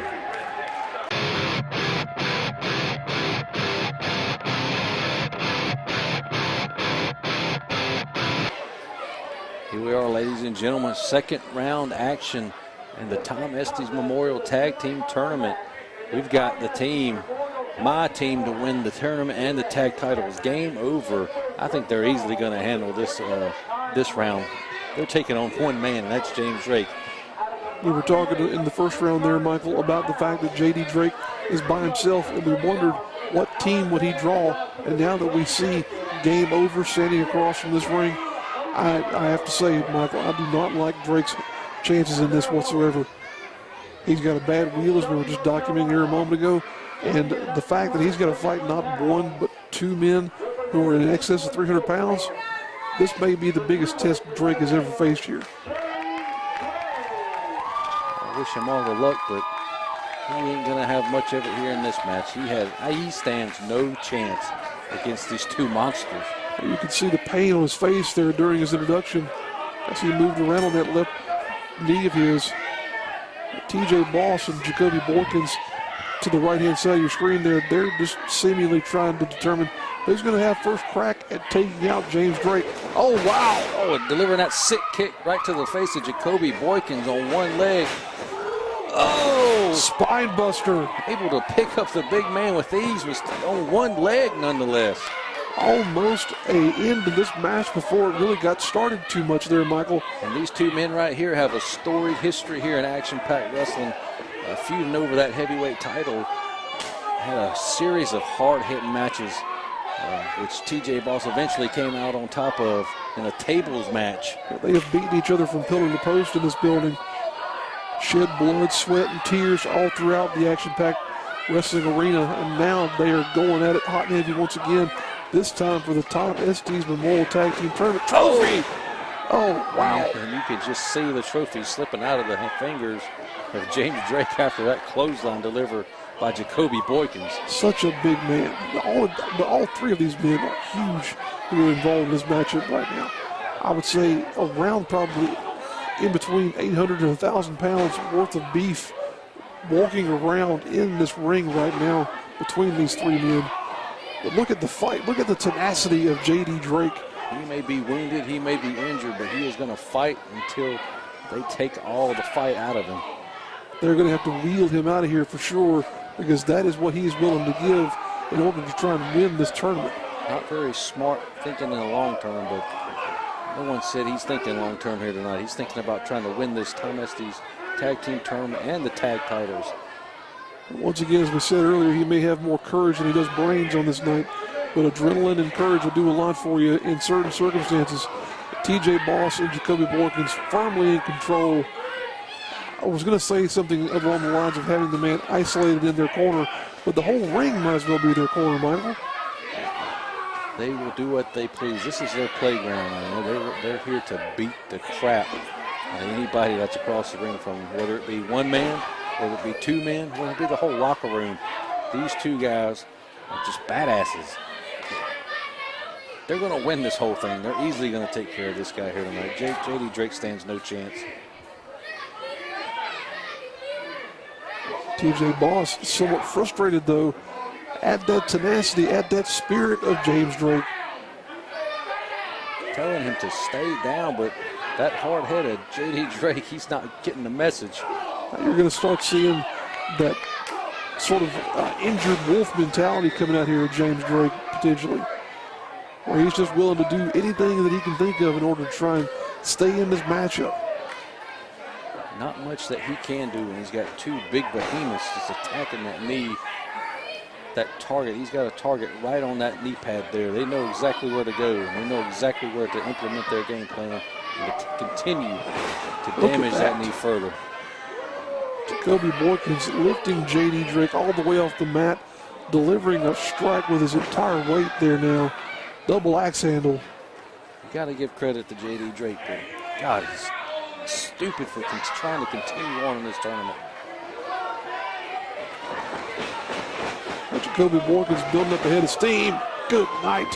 Just squashing him like a bug in that corner is Jacoby Boykins. That's it, folks. Oh, whoa. Only a one count. Look at that, though, Michael. Don't be hard-headed. Don't be stupid. Don't. Oh, wow. That's what we were talking about, though. That's that spirit that J.D. Drake will have on display here. He may be 9/10 the way out of this match. Oh, wow. Oh, no. Look at that, Michael. Look at that. Look at that stare down. Oh, my God. He's like hitting. Drake challenging Boykins to hit him. Boykins then instead raked the eyes. Learning from his mistake, you do not chop J.D. Drake so smartly raking the eyes. TJ Boss in there with a double chop. These two men, like I said in the past, have delivered 3 of the hardest hit matches I've ever seen in person. What is this, though, Michael? They're picking up right where they left off. Just continuing to beat the crap out of each other. Oh, wow. You can see the pain on the face of TJ Boss after those double slaps. Sounds like gunshots going off in here. Backbreaker. Tilt-a-whirl backbreaker, as you were saying, Michael, by TJ Boss. Just imagine having the strength to get that man up in that kind of a maneuver. Please don't kick out JD. Oh, this is getting out of hand. This is really going on long enough, I would say. For the sake of J.D. Drake's career, we have to say he should really consider his future at this point in time. And his long-term health. The longer this goes, the more injury he is going to sustain to that left knee. You want to be a proud champion, but at the same time, Drake, you got to consider your life ahead of this. You want to be able to walk and carry around a normal pattern of life here in the future, you might as well say. But Drake still willing to fight. Delivers a back elbow to Boss. Boykins in now. Oh, out to the floor goes Boykins. That might be the edge that Drake needs. Whoa! Oh, slingshot German suplex. Look at this. A suicide dive to the floor. Dive. That's a lot of beef there, Michael. And he's doing this all on one wheel. That's it. He might get the victory. 2 count, 2 9/10. And he is in total disbelief. James, it's going to take more than that to defeat these two massive monsters. What a comeback rally we've seen here by J.D. Drake, though. Able to get Boykins on the outside and almost a 3 count there, Michael, on Boss. The adrenaline is kicking in, and he's not feeling that pain in that knee anymore as he delivers a stiff forearm right to the face. Oh, boss driver. Oh, my God. He just hit him with the boss driver. That's got to be it. No, only 2. Drake kicked out of the Boss driver. And look at the reaction of TJ Boss. He's in total disbelief. So am I. I can't believe this guy's continuing to fight and kick out at this point. My God, the tenacity of J.D. Drake. Ref Rich is even beside himself in there. Doesn't know what to make of what he's seeing here. Boykins and Boss, they're also bewildered. They don't know what they can do to this man to try and beat him now. Boss just telling Boykins to get in here and do something. They're going to continue to inflict punishment. That's what they're going to do till he gives up. There is no give up. Look at that. There's no give up in the body of J.D. Drake. Whoa, whoa, whoa, whoa. Chris Crush delivered from Jacoby Boykins. Oh, and that's finally the end for J.D. Drake here tonight. Game over. Redbeard, I'm telling you, this is the winners of the Tom Estes Memorial Tournament. Can't nobody stop these guys. An amazing fight by J.D. Drake, but ultimately not enough as game over or moving on in the tournament.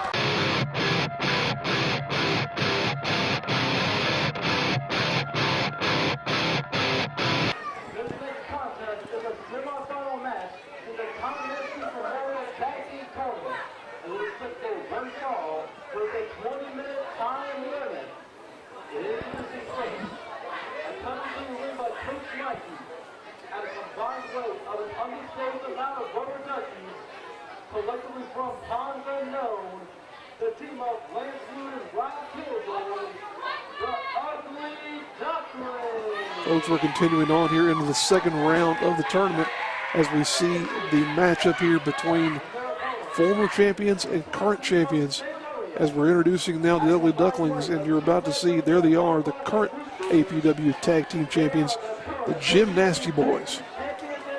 And these Gym Nasty Boys, as I said earlier in this broadcast, they won those tag team championships by defeating the Ugly Ducklings. So this is a rivalry that spreads far out of the Carolinas, all over the country.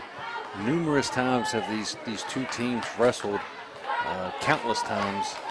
Back and forth action, back and forth matches. You never know when these 4 men step into the ring who's going to win, who's going to walk out on top. They know each other so well. They know what each other's going to do. This is sure to be a very entertaining contest between these 4 men. And there you see referee Ray Boring showing off the APW Tag Team Championship, as once again it will be on the line in this matchup.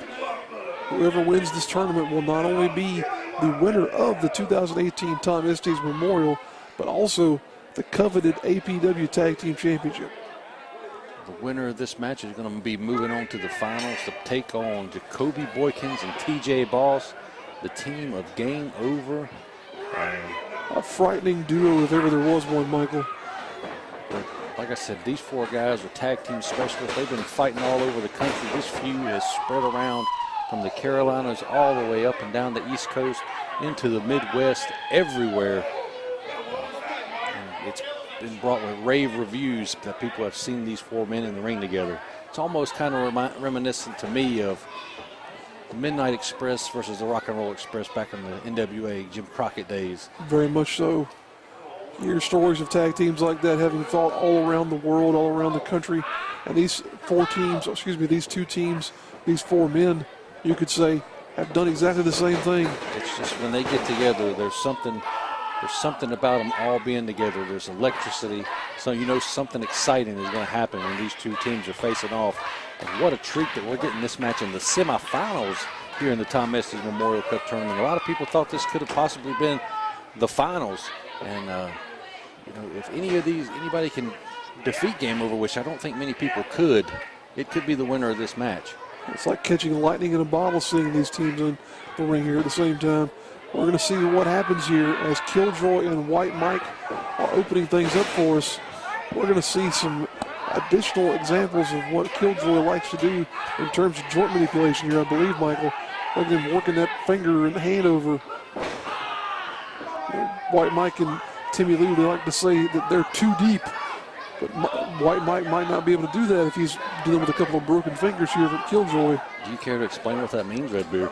We have children in the room, so I will refrain from doing that at this moment in time. This is a family show, ladies and gentlemen. Kids, ask your parents. Now Killjoy flips over White Mike, but White Mike holds on to him there. Not letting go of that wrist lock is White Mike. Proves you what we were saying here a moment ago, folks, about how well these teams know each other. Able to scout their offenses, and you might as well say predict what the other team is thinking almost. No scouting needed. Like you said, these guys know each other like the back of their hand. Lance Lou in the contest here now, wearing out that left arm of White Mike. Lance Lou, a long-time competitor here in the Mid-Atlantic. At one point in time was the holder of the PWI Ultra J Championship. Impressive agility there by the Sultan of Stank, White Mike, to get out of that hold. That's right. What is Lance Lou doing? He's flapping those wings, trying to get some momentum going here. Oh, wow. Able to flip right out of that. Distracting White Mike with the craziness, and they're just able to flip right out and make the tag into Killjoy. And you see the tag team strategy on display there as he dragged Mike back into their corner.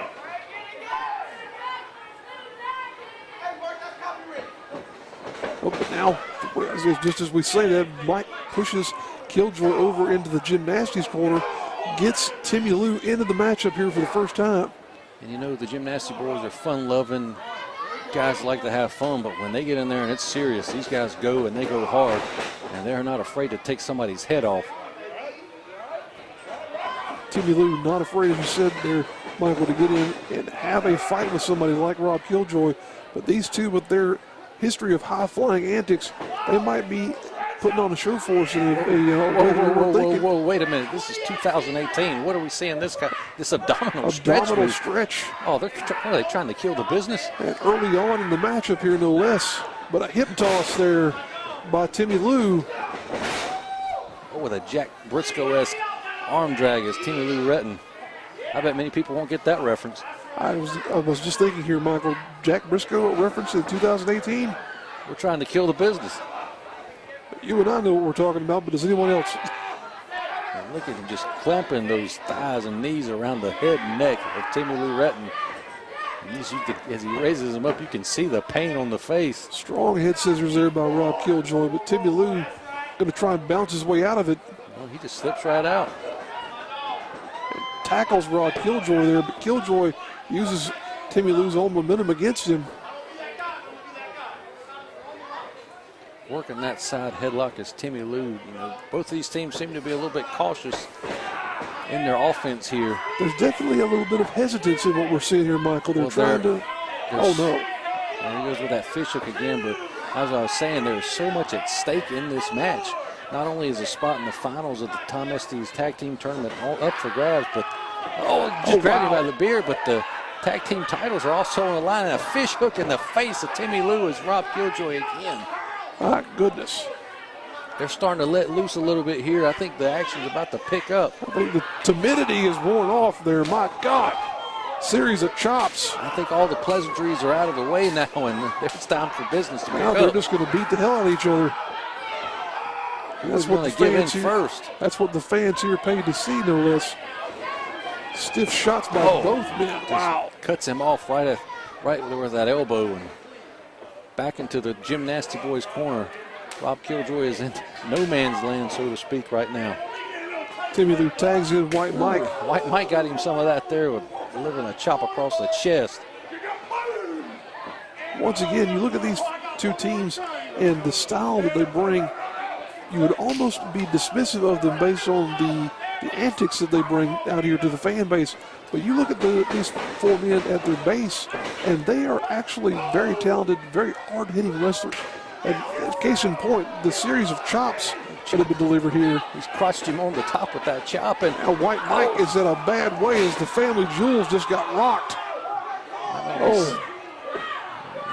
I don't think he's going to be going too deep now, do you? No, you're going to need to ice. A little ice for he's that. going to need to ice those marbles for sure. Killjoy is just putting a boot right in the middle. Getting a little bit of extra stank on those stomps there. Going a little bit higher than normal was Killjoy. For sure. Killjoy realizes what's on the line here. Oh, wow. Listen to that smack. And there's another one. And again, these folks' stamina of these teams are going to be put to test here tonight. One of these teams has one more match to go. So the sooner one of these teams can wrap up this victory, the better it will be for them in the long run. Oh, wow. A little bit of Three Stooges poke to the eye. White Mike cannot see. No. He tripped over the imaginary man in the ring. Just flopping down there was White Mike. Lance Lude got a handful of Mike's hair, shooting him into the turnbuckle. In a match like this, it's hard to pick, if you were a fan at ringside, who would be your favorite? It's hard to pick just because, like you said, both of these teams know each other so well that either one could pull out the win just like that with the blink of an eye. Lance Lude trying to go for a pinfall there. Brings White Mike back over into his corner. Tags in Rob Killjoy. What's Killjoy got in mind here? Double stomp into the center of the back, up around the neck. My goodness. 2 count only, though, says referee Ray Boring.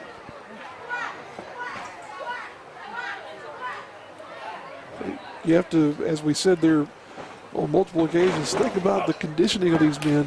We're getting to a point now where these two teams have been in action for almost 40 minutes here tonight. You know, you think of a standard match going somewhere in the area. Oh, wow. They're almost not getting that sunset flip. Was able to get Timmy Lou over just for a count of 2. Think of a normal match going in the area of 10 or 15 minutes. These men will have been in there for probably close to an hour by the end of this evening. That's just crazy to think of. But at the end of the night, for the winner of this tournament, it's worth it. You'll be the tag team champions.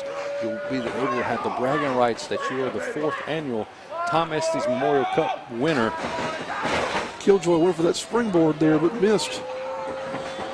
Timmy Lou with a reversal, taking him up and over. Now, Rob Killjoy reverses it, ducks it, comes off, takes out that knee. Oh, my God. Timmy Lou's in some serious pain here. As you can see, he's got that left knee braced up. We've already seen one competitor more or less taken out of this tournament by virtue of a knee injury in the form of J.D. Drake. And now Timmy Lou's in a bad way as well. And like a wounded duck, Rob Killjoy is all over the knee of Timmy Lou Retton. Wait a minute. What? I understood what you meant, though, Mike. Did you get it? Yeah. It's good. I was confused myself. 2 count in that pinning combination there. Lance Lude, again, the much smaller man, might not have had enough mass to hold down Timmy Lou, even in his injured condition. That injury is going to continue to get worse as the Ducks continue to attack that knee. Now he's just wrapping the leg Lude's got him over tied that up there. bottom rope and just wrenching on it. As you can see the pain on Timmy Lou Retton's face. I think he might have actually been biting down on the knee pad there, Michael. These Ducks are not afraid to get in there and show their ultra violence to the world when they need to. You hate to think of, I don't know that there's such a thing as a carnivorous duck, but they definitely smell blood in the water when it comes to the state of Timmy Lou Retton right now.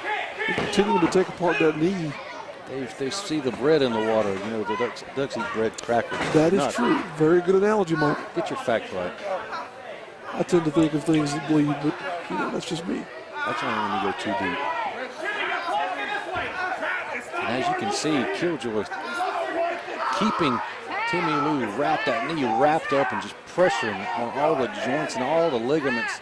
And he is desperately reaching out for his partner, White Mike. He's got to get to the ropes. He's got to make that tag, or his knee is going to be swollen and in some serious, serious damage to it. White Mike totally out of range right now. Timmy Lou fighting his way out of this situation that he's in, delivering some right hands to the chin of Killjoy. Killjoy smartly still in range of his tag team partner as Lou comes back in and delivers a elbow drop right to that knee. Look at that standing moonsault. Still not enough to keep Timmy Lou out of this matchup. Listen, it's going to take more than an injured knee and a running moonsault to take Timmy Lou out. Their tag team titles are on the line right now. They don't want to lose those. Not only do they want to win this tournament, they don't want to lose their tag team titles. And there's that tandem offense, but Timmy getting those knees up though, even with one of them being in a bad way. hey, you got to do what you got to do. They want this victory. He's willing to sacrifice more damage to that leg just so he can make the tag to his partner. Now, Timmy was trying to grasp and claw his way over to Michael, gets him in there finally. He's just taking the head of Rob Killjoy off. Atomic drop. Oh, he's probably squealing now. Killjoy's going to need to ice down his neck and his marbles at this point in time. White Mike is just coming like a house of fire. Oh, Falcon Arrow. That's it. Nobody kicks out of the Falcon Arrow. Oh, 2 count. Killjoy must not have been in that production meeting there, Michael. He got out of that one. Wait, we have production meetings? I got a memo. You didn't? I don't check my email. Well, Coach Mikey now trying to spur the crowd into supporting his men there, trying to get some momentum behind. But White Mike squashes Killjoy in the corner. Running Bulldog out of the corner there as well. 2 count only, though, says referee Ray Boring. Who is going to take this match? Who is going to win? This is dragging out. This is not looking good for whoever is going to advance to the finals of this tournament. I have to say, in a protracted matchup like this one, I'm going to give the edge to the Ducklings here.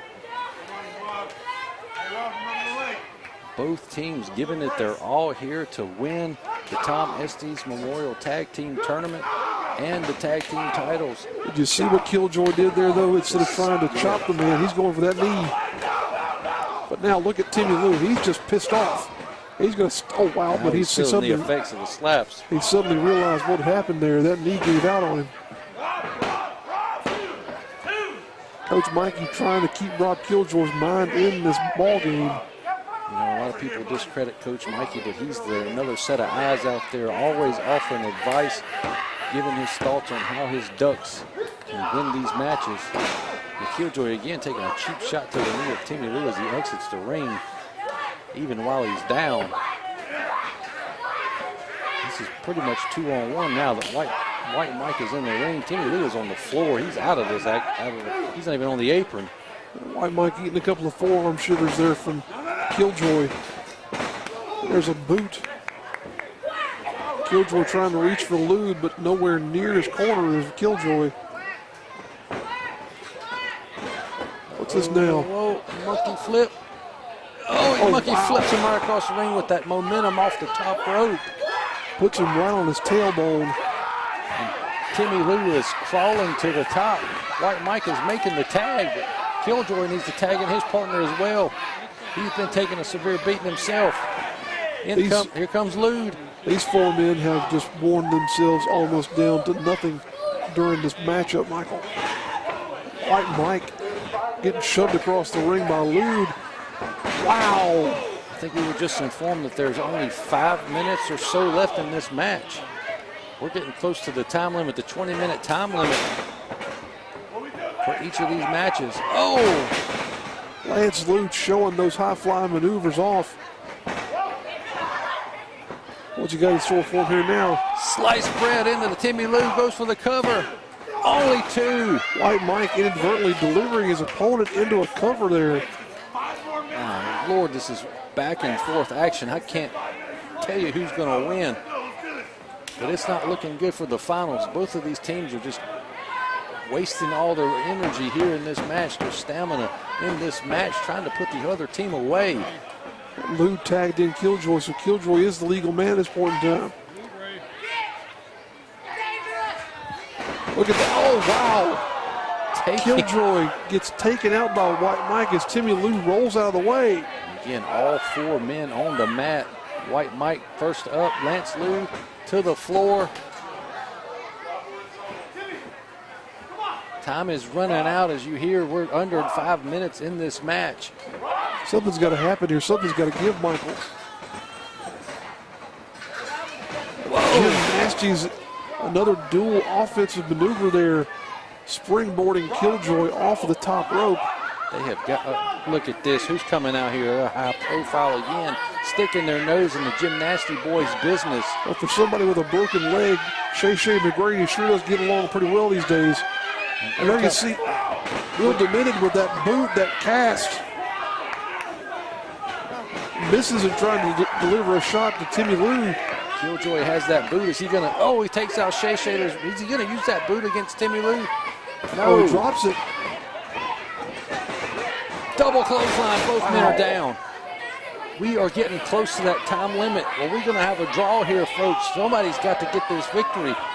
We cannot have game over win this tournament by not even competing in the finals.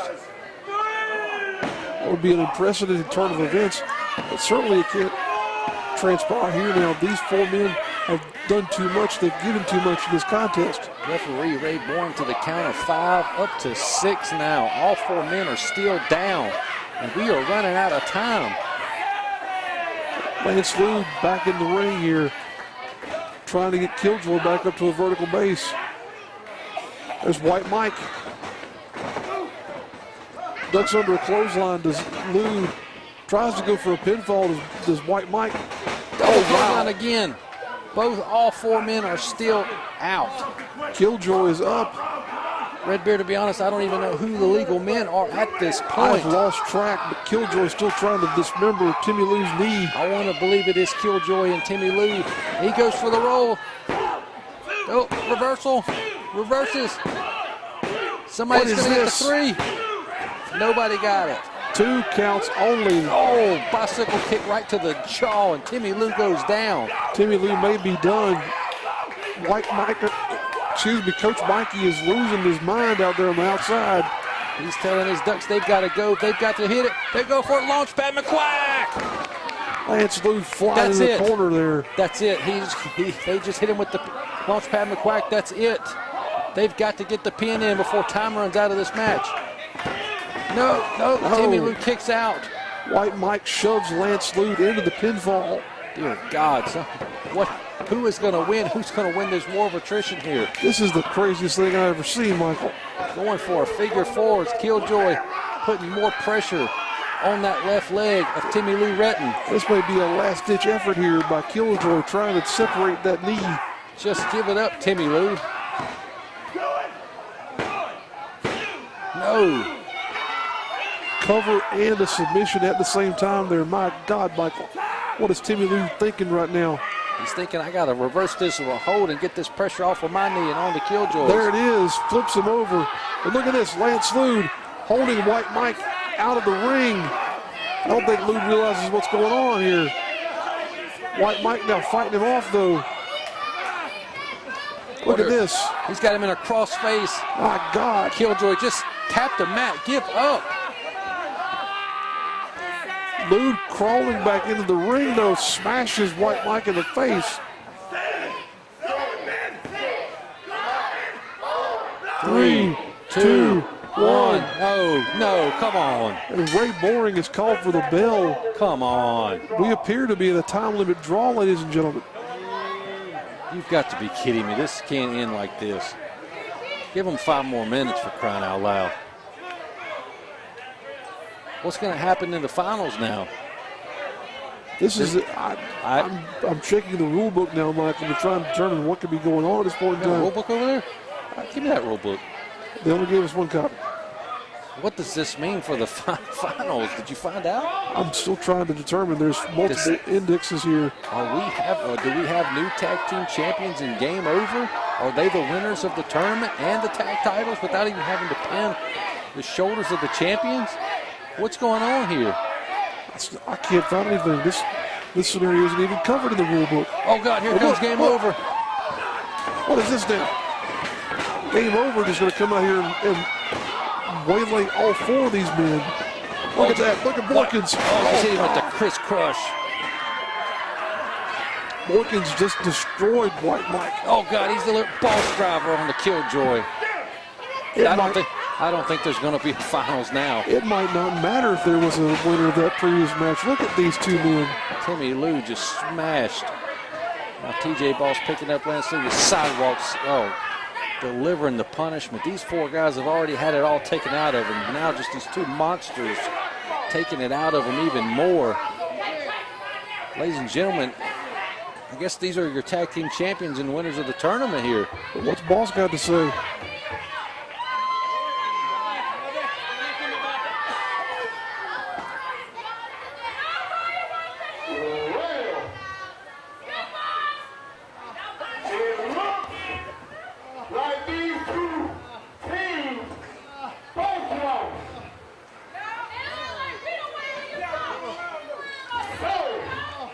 With that being said, it looks like we get a ball we get to the final. Or it looks like we just won this tournament. Well, they were my pick, and I guess they just won the tournament. Wait a minute, here comes the owner, William Roberts. Technically, neither team lost. So with that being said, they're going to the finals too, and we're going to make it a fatal 3-way for the Tom Estes World Cup and the tag team title. There you have it, folks. What we couldn't see in the rule book.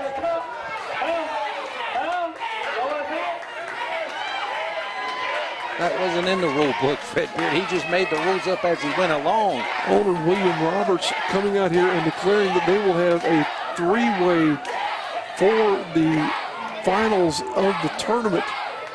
My God, Michael. A fatal 3-way for the Tom Estes Memorial Tag Team Tournament and the prestigious action-packed tag team titles coming up here shortly.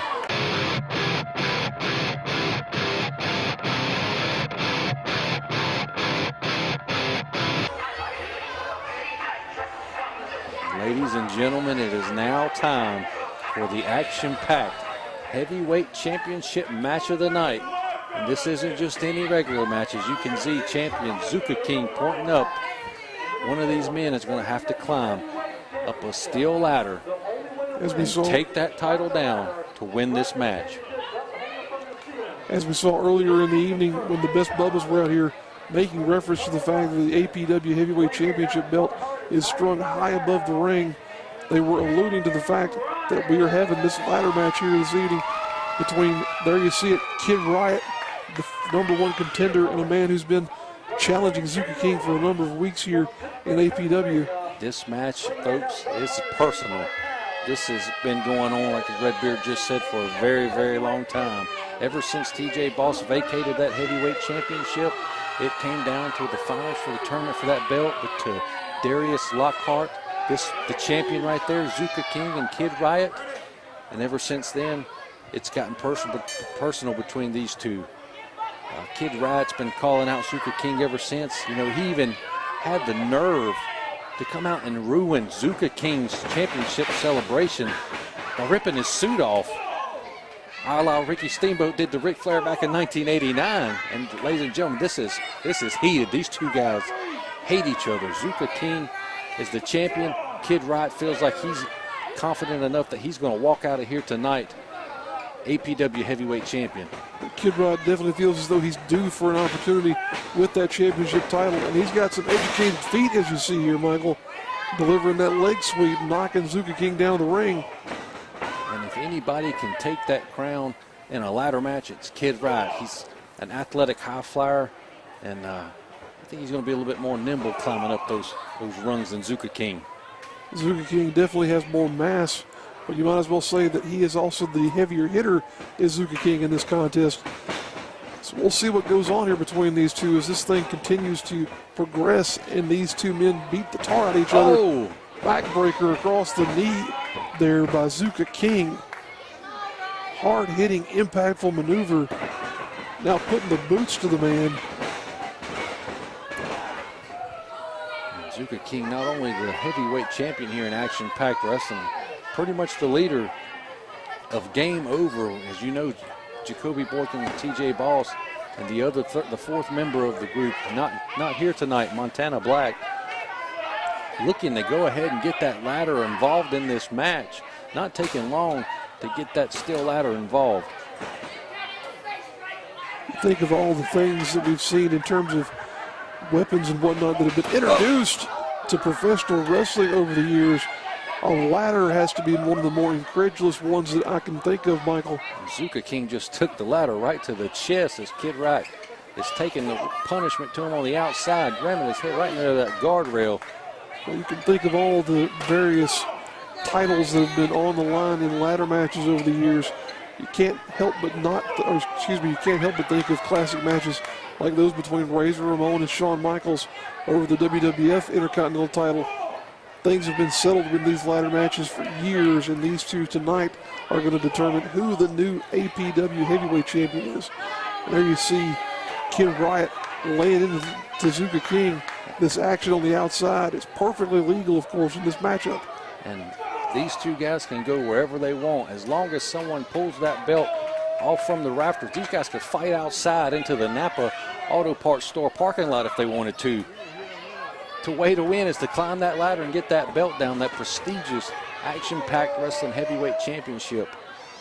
Here comes Kid Riot bringing that ladder into the ring here. You know, that belt, that APW heavyweight title, it's one of the more prestigious belts in the Carolinas, being held by, you know, guys such as J.D. Drake, John Schuyler, current WWE Cruiserweight champion Cedric Alexander, even Gunner, a.k.a. Jackson Riker in NXT right now. A lot of big names have held this belt, so the belt that Zuka King is holding it's hugely important. Not just to these two men, but all the fans of the action-packed wrestling and in the Carolinas. That belt means something. Crazy to think of the lineage of that title, Michael. Great to have the documentation that you mentioned there, though, and the awareness of where that belt has been, because you can really, as you said, trace a who's who in the Carolinas and also beyond with who's held that title over the years. Zuka King adds his name to that list. Kid Riot wants to put the next name on that belt as his own. And again, these two guys, there's a lot of bad blood, a lot of hatred between these two, and I expect to see a lot of damage inflicted with these ladders. If I were in their shoes, I'd be trying to climb that ladder as quick as possible and yank that title down. Oh, Zuka King blocked that hip toss, knowing that he did not want his body to fly right into that ladder there. Kid Riot didn't get the full effect, but He'll do it again just for good measure there. Oh, wow. don't succeed at first, try again, and he did. And drops Zuka King on his head there as well. Not bad enough that you land on the ladder, but then you land on your head there too. My goodness. the referee reaching in just to make sure Zuka King is okay, but the referee cannot do anything. There's no 10 count. There's no 3 count in this match. It doesn't end until that belt is in the hands, the grasp of one of these men.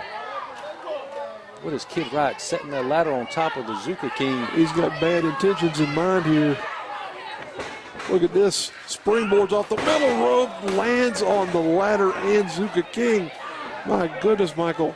Using his own body and that ladder as a weapon, showing you the lengths that he will go to win the APW Heavyweight Championship is Kid Riot. Willing to bust up his own ribs for the sake of winning this championship belt. Moonsaulting himself on top of that ladder is insanity. That's how much this belt means to Kid Riot. Now he's looking to climb up and take that title down early in this match. There you see him clutching at his midsection, not able to get the wind that he needs to get up that ladder. Taking a little bit too much time to get up there. And now Zuka King going up. Gets pulled back down though. Bazooka King into the clutches of Kid Riot, who's now striking away. Oh, but misses with that one. Oh, it gets smashed into the ladder. Face first goes Kid Riot, and down to the mat he goes. And the leader of Game Over, Zuka King, the current reigning APW heavyweight champion, now looks like he has his own bad intentions with that ladder. Scoops him up, Bazooka King here, now going to plant him. Spine first onto the rungs of that ladder. And now King builds a head of steam into a senton. Just whipping his body right across the top of Kid Riot with the metal right underneath his back. All 200 plus pounds of Zuka King landing onto Kid Riot. And now it's King adding insult to injury, you might as well say, dropping that ladder onto Kid Riot. You know, Zuka King's kind of had a meteoric rise here in action-packed wrestling. As we said, TJ Boss was the champion, the prior champion before Zuka King. And ever since he went out with that injury, Zuka King has just risen up the rungs of the ladder, no pun intended, to become the face and the heavyweight champion here in action-packed wrestling. Now King going after this larger ladder. Wasn't content to go with that smaller one. This one should give him plenty of room to get that championship belt that's strung high above the ring here at the action-packed arena in Chester, South Carolina. Once again, folks, thank you for joining us for our coverage of the 2018 Tom Estes Memorial Tournament. This match is a special attraction here. And right now you're seeing Zuka King scale that ladder, trying to get up there as Kid Riot springs into action here, looking to take advantage of this opportunity to push King off. Can he get it across? Oh, wow. Right across the top rope goes the chin of the Zuka King, and now Kid Riot has his opportunity. He has his chance. This is his moment to set that ladder up and get that title. But he's taking his time, or either he's not done beating the crap out of the Zuka King.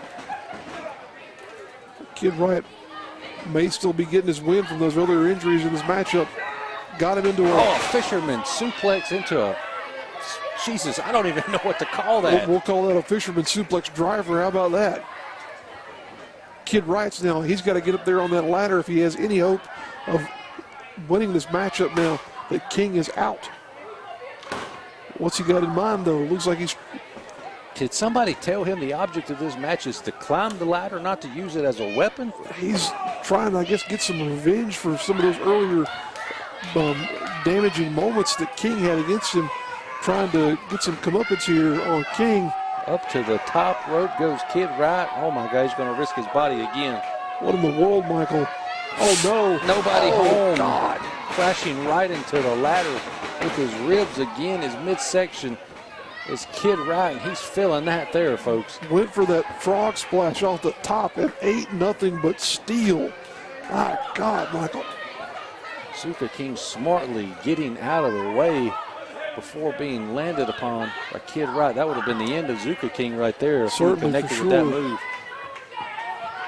Now Zuka King, he's the only one standing in the ring. Kid Riot, he may have broken ribs, he may have internal injuries. There's no way of knowing what could be going on with Kid Riot right now.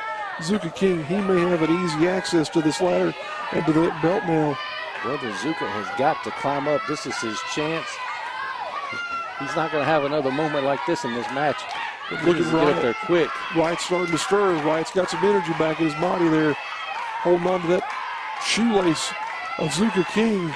Bruised sternum, probably broken ribs. He's still fighting for that belt. He hates this guy. Look at that fight. Look at the tenacity of Kid Riot. Both men ascending to the top of that ladder. They're both trying to get that belt at the same time, it looks like. Right there, it's right there in both of their grasp. Both of them putting a hand on the belt. Now Kid Riot might be a rung higher than Zuka King. He's got it. Just pull it down. Pull it down, Zuka. Pull it down. Kid Riot's got it right in his grasp. Both men trading fists. Neither man able to. Oh, no. Oh, wow. Bit right in the face of Kid Riot, right in front of it. Oh, my goodness. He's got the belt. No. Kid Riot with a shiver to the jaw. Just grab the belt, kid. Just grab the belt. It's swinging back and forth. Just grab it. Oh, no. Look at Zuka King, though. pushes Kid Wright off there. Kid Wright may be out. He's out in the corner. And Zuka King is up at the top. He's got the steel champion. He's got the belt, Michael. Trying to untie it. And the Zuka there King. It is. Kid Wright, a little bit late there. Still your action-packed heavyweight wrestling champion. The winner of this ladder match, Zuka King. Kid Wright tried, but it was too little too late. As Zuka King, still your champion.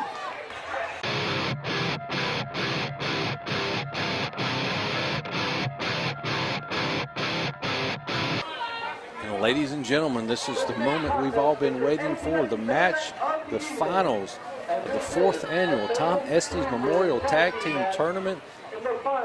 At the beginning of the night, we didn't know it was going to end up being a 3-way, but here we have 3 teams in the finals due to a time limit draw between the Gymnasty Boys and the Ugly Ducklings.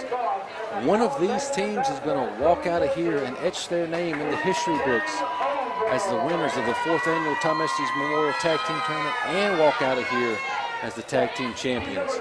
And Redbeard, my pick, Game Over, looking like the favorite in this matchup after what we saw in the semifinals. I tell you, Michael, whenever we began this evening, no one would have predicted that the finals would be a 3-way matchup. But here we are, and as you said, your favorites, Game Over, are standing strong and tall there to the right-hand side of the screen as you see Jacoby Borkins posted up there, flanked by his man TJ Boss. And look at these other competitors. Look at how worn out these two men here are, the Gymnasty Boys, the current APW Tag Team Champions.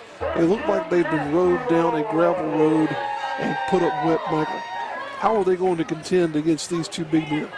The condition of the other 4 competitors besides TJ Boss and Jacoby Borkins is definitely in question. Timmy Lou's left knee was attacked in the semifinals. The stamina and the endurance of the Ducks and White Mike probably at an all-time low right now tonight.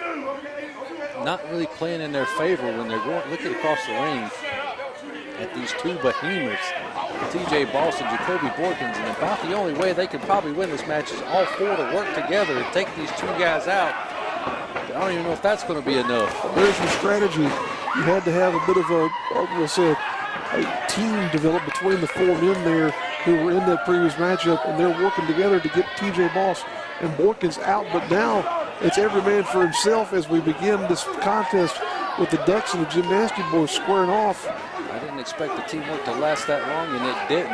Lasted just long enough. Oh, wow. Again, Killjoy taking out that left wheel of Timmy Lou Retton. Such a violent strike there. Picking back right up where they left off in the semifinals is the Gymnasty Boys and the Ugly Ducklings. But again, out on the floor, that variable factor known as Game Over is also involved in this match. Oh, White Mike eats a pump kick there by Rob Killjoy. There's a forearm shiver for good measure by White Mike. Oh, wow. A running chop. These 2 are picking right up where they left off in that previous Sit-out match. power bomb. That's it. Only a 2 count, though. Again, the Ducks and the Gymnasty Boys are mirror images of each other. They all have been in the ring together multiple times. They know what each other's going to do. That's why it went to a time limit draw. That's why we didn't have a clear-cut winner in the second semifinal. That's how we've ended up in this situation, a 3-way match for the winner of the tournament and the tag team championships. An additional factor there, Michael, to what you've already mentioned. Oh, huge fat body drop. The fact that the Gymnasty Boys don't have to be involved in the decision of this match to lose the titles now. There could be a scenario developing here where potentially if, say, Rob Killjoy gets pinned by a member of Game Over, guess what? Game Over not only wins the tag team championships, but they also win the tournament. This is insanity. This is not what I was expecting for the finals of this tournament at all. Things really broken down here and gone in a direction that no one predicted. Although I will say, Michael, Killjoy used that speed to get out of the way. Look at that. Just spikes Killjoy. Does Jacoby Borkins, the Alabama ambassador, throwing down like Nick Saban in a national championship football match there, you might as well say. The speed will get you out of the way, but if you get caught, the power of Jacoby Borkins will put you down just like he did to Rob Killjoy there. My goodness. But still only able to get a 2. As I was saying a moment ago there, we could not have predicted how this evening would have turned out. However, Michael, I'll give you credit. You are definitely a prognosticator in bringing about the game over. Look at the strength of Jacoby Boykins just holding Rob Killjoy over his head for at least the count of 8, 9, 10. Killjoy trying to fight out. Oh, look at that impact. Just marching around the ring with that delayed vertical suplex there was Jacoby Boykins. You got to hook the leg. Even if you got a wounded duck on your hands, you still need to make a correct cover to get the 3 count there. I'd say both Boss and Boykins have got to be at least 70 to 100 pounds more than either member of the Ducklings. TJ Boss just coming in, taking out all 3 other men in this match, making sure that Rob Killjoy is isolated. Look at that venom being spewed there by TJ Boss. Just throws him clearly across the ring. Tossing him like a rubber ducky there in the bathtub. Now TJ Boss looking to pick the bones of Rob Killjoy, flicking him again across the ring. It says to White Mike, stay down. That's smart strategy by TJ Boss, making sure there's no one there for Rob Killjoy to make a tag to. No Lance Reed, no Timmy Lee, no White Mike up there to make a tag. Killjoy is being cornered and taken care of by Game Over. These fans in the APW arena are quacking. They're going to need to do more than quack for Killjoy to get out of this bad situation. It's hard to describe just how violent someone like TJ Boss could be in a situation like this.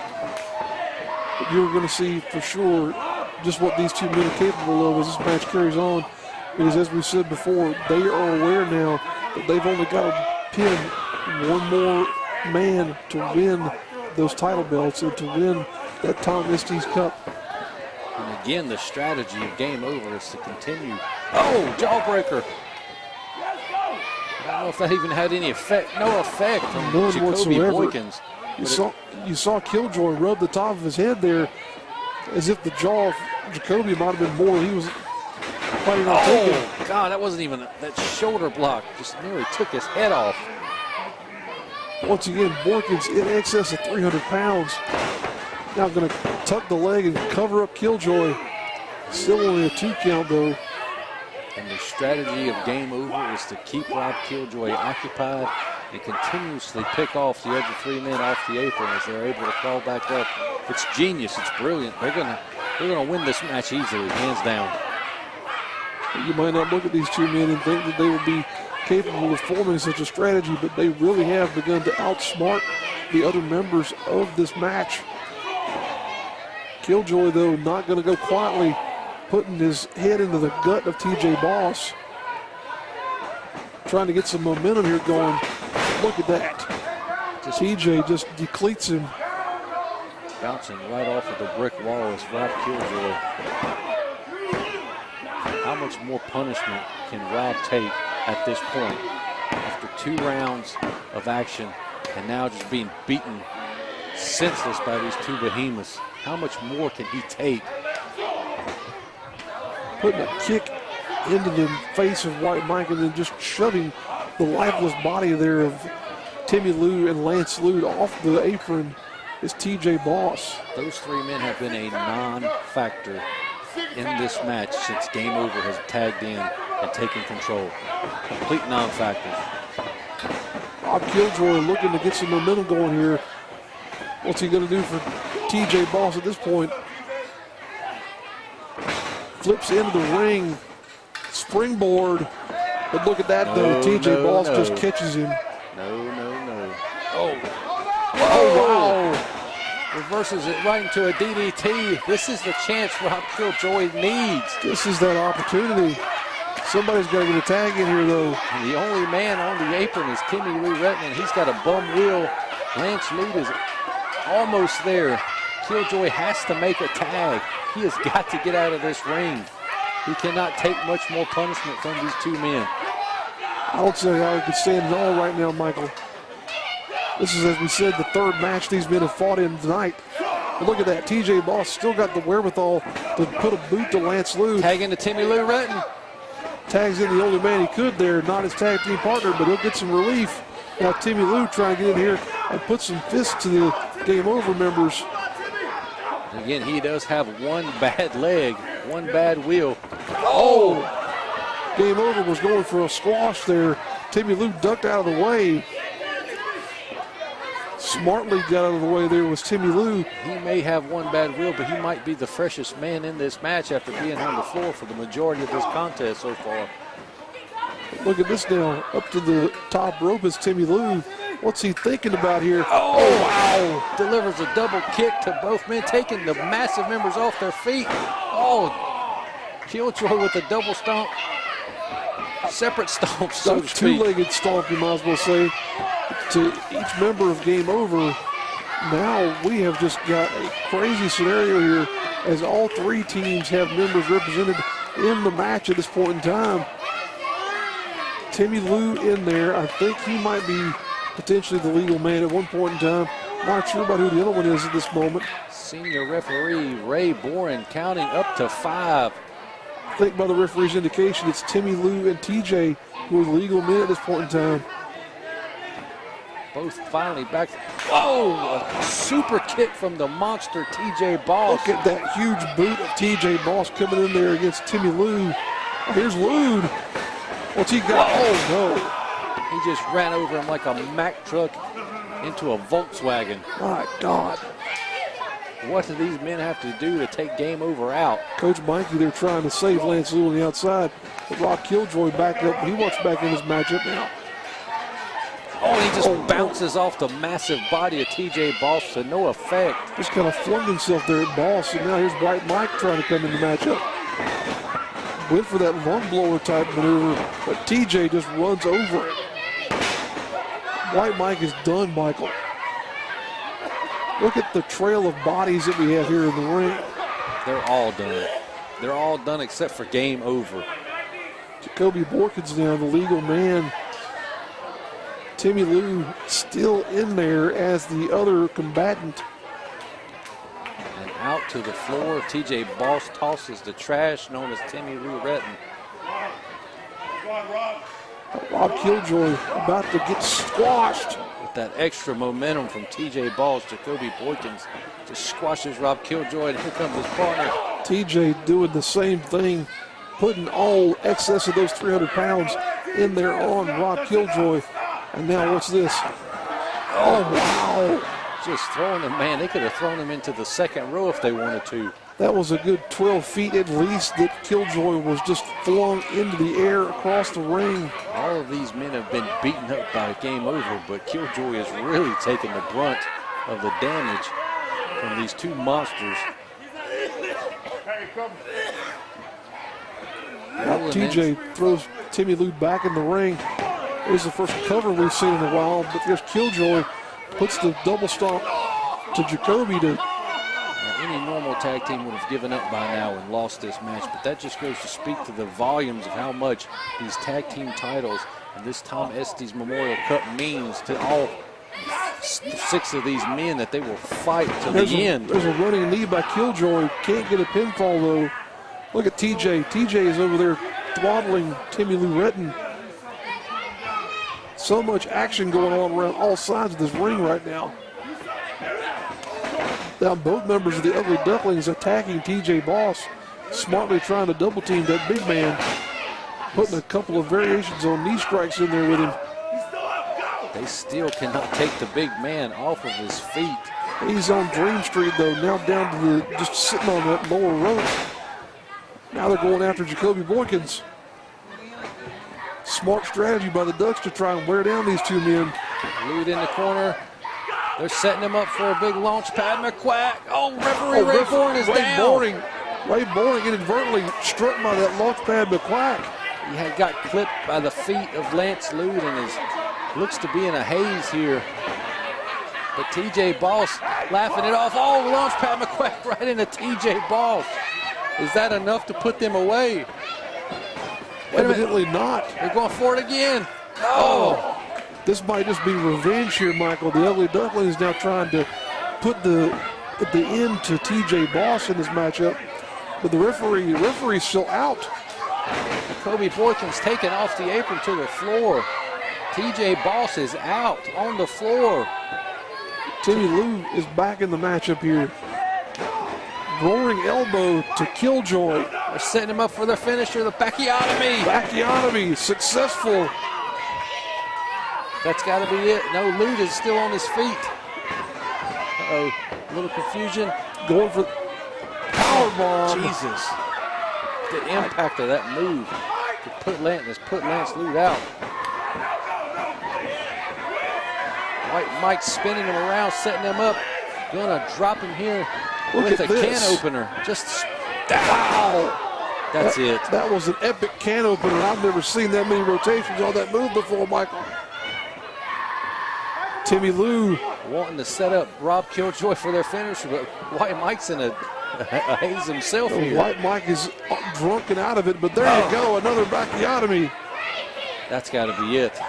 Well, here comes these fools, the high profile again. Well, someone get these idiots out of this building. Somebody send them down to the Waffle House. They're all over the Gymnastic Boys tonight in this tournament. Put super kicks to everybody here now.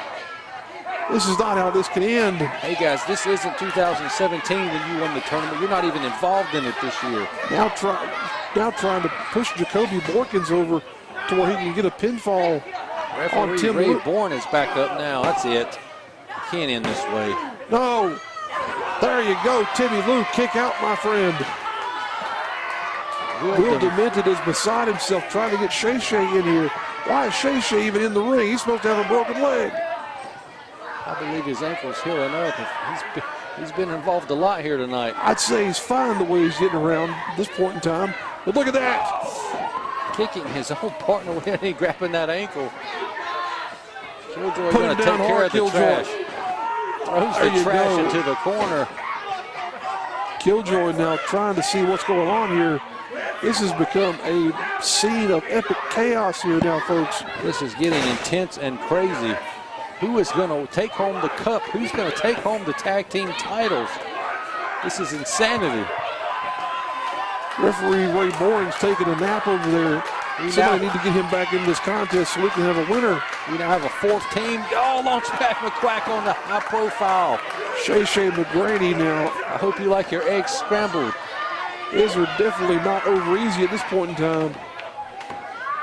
Are we going to get a clear winner here tonight? This is just a hugely confusing scenario right now. Such a crazy setup. Inside wow. out was Lance Lou turned by that closeout from Timmy Lou Retton. Such a crazy scenario right now. Referee Ray Boring starting to stir and show signs of life. Killjoy's going for super kick. Oh, wow. Super kick from Timmy Lou Retton. They're setting him up. They're going for it. That's a super Bacchiotomy. Super Bacchiotomy. That's it. The tag team champions. 1, 2, 3. Wow. 3 count. There you have it, Michael. What an impressive night for the Gymnasty Boys. What an epic final match here. Such an insane scenario leading to the win for the Gymnasty Boys, who are not only still the APW Tag Team Champions, but they are also now the 2018 Tom Estes Memorial Cup Tournament winners. My God, what a crazy scenario, Michael.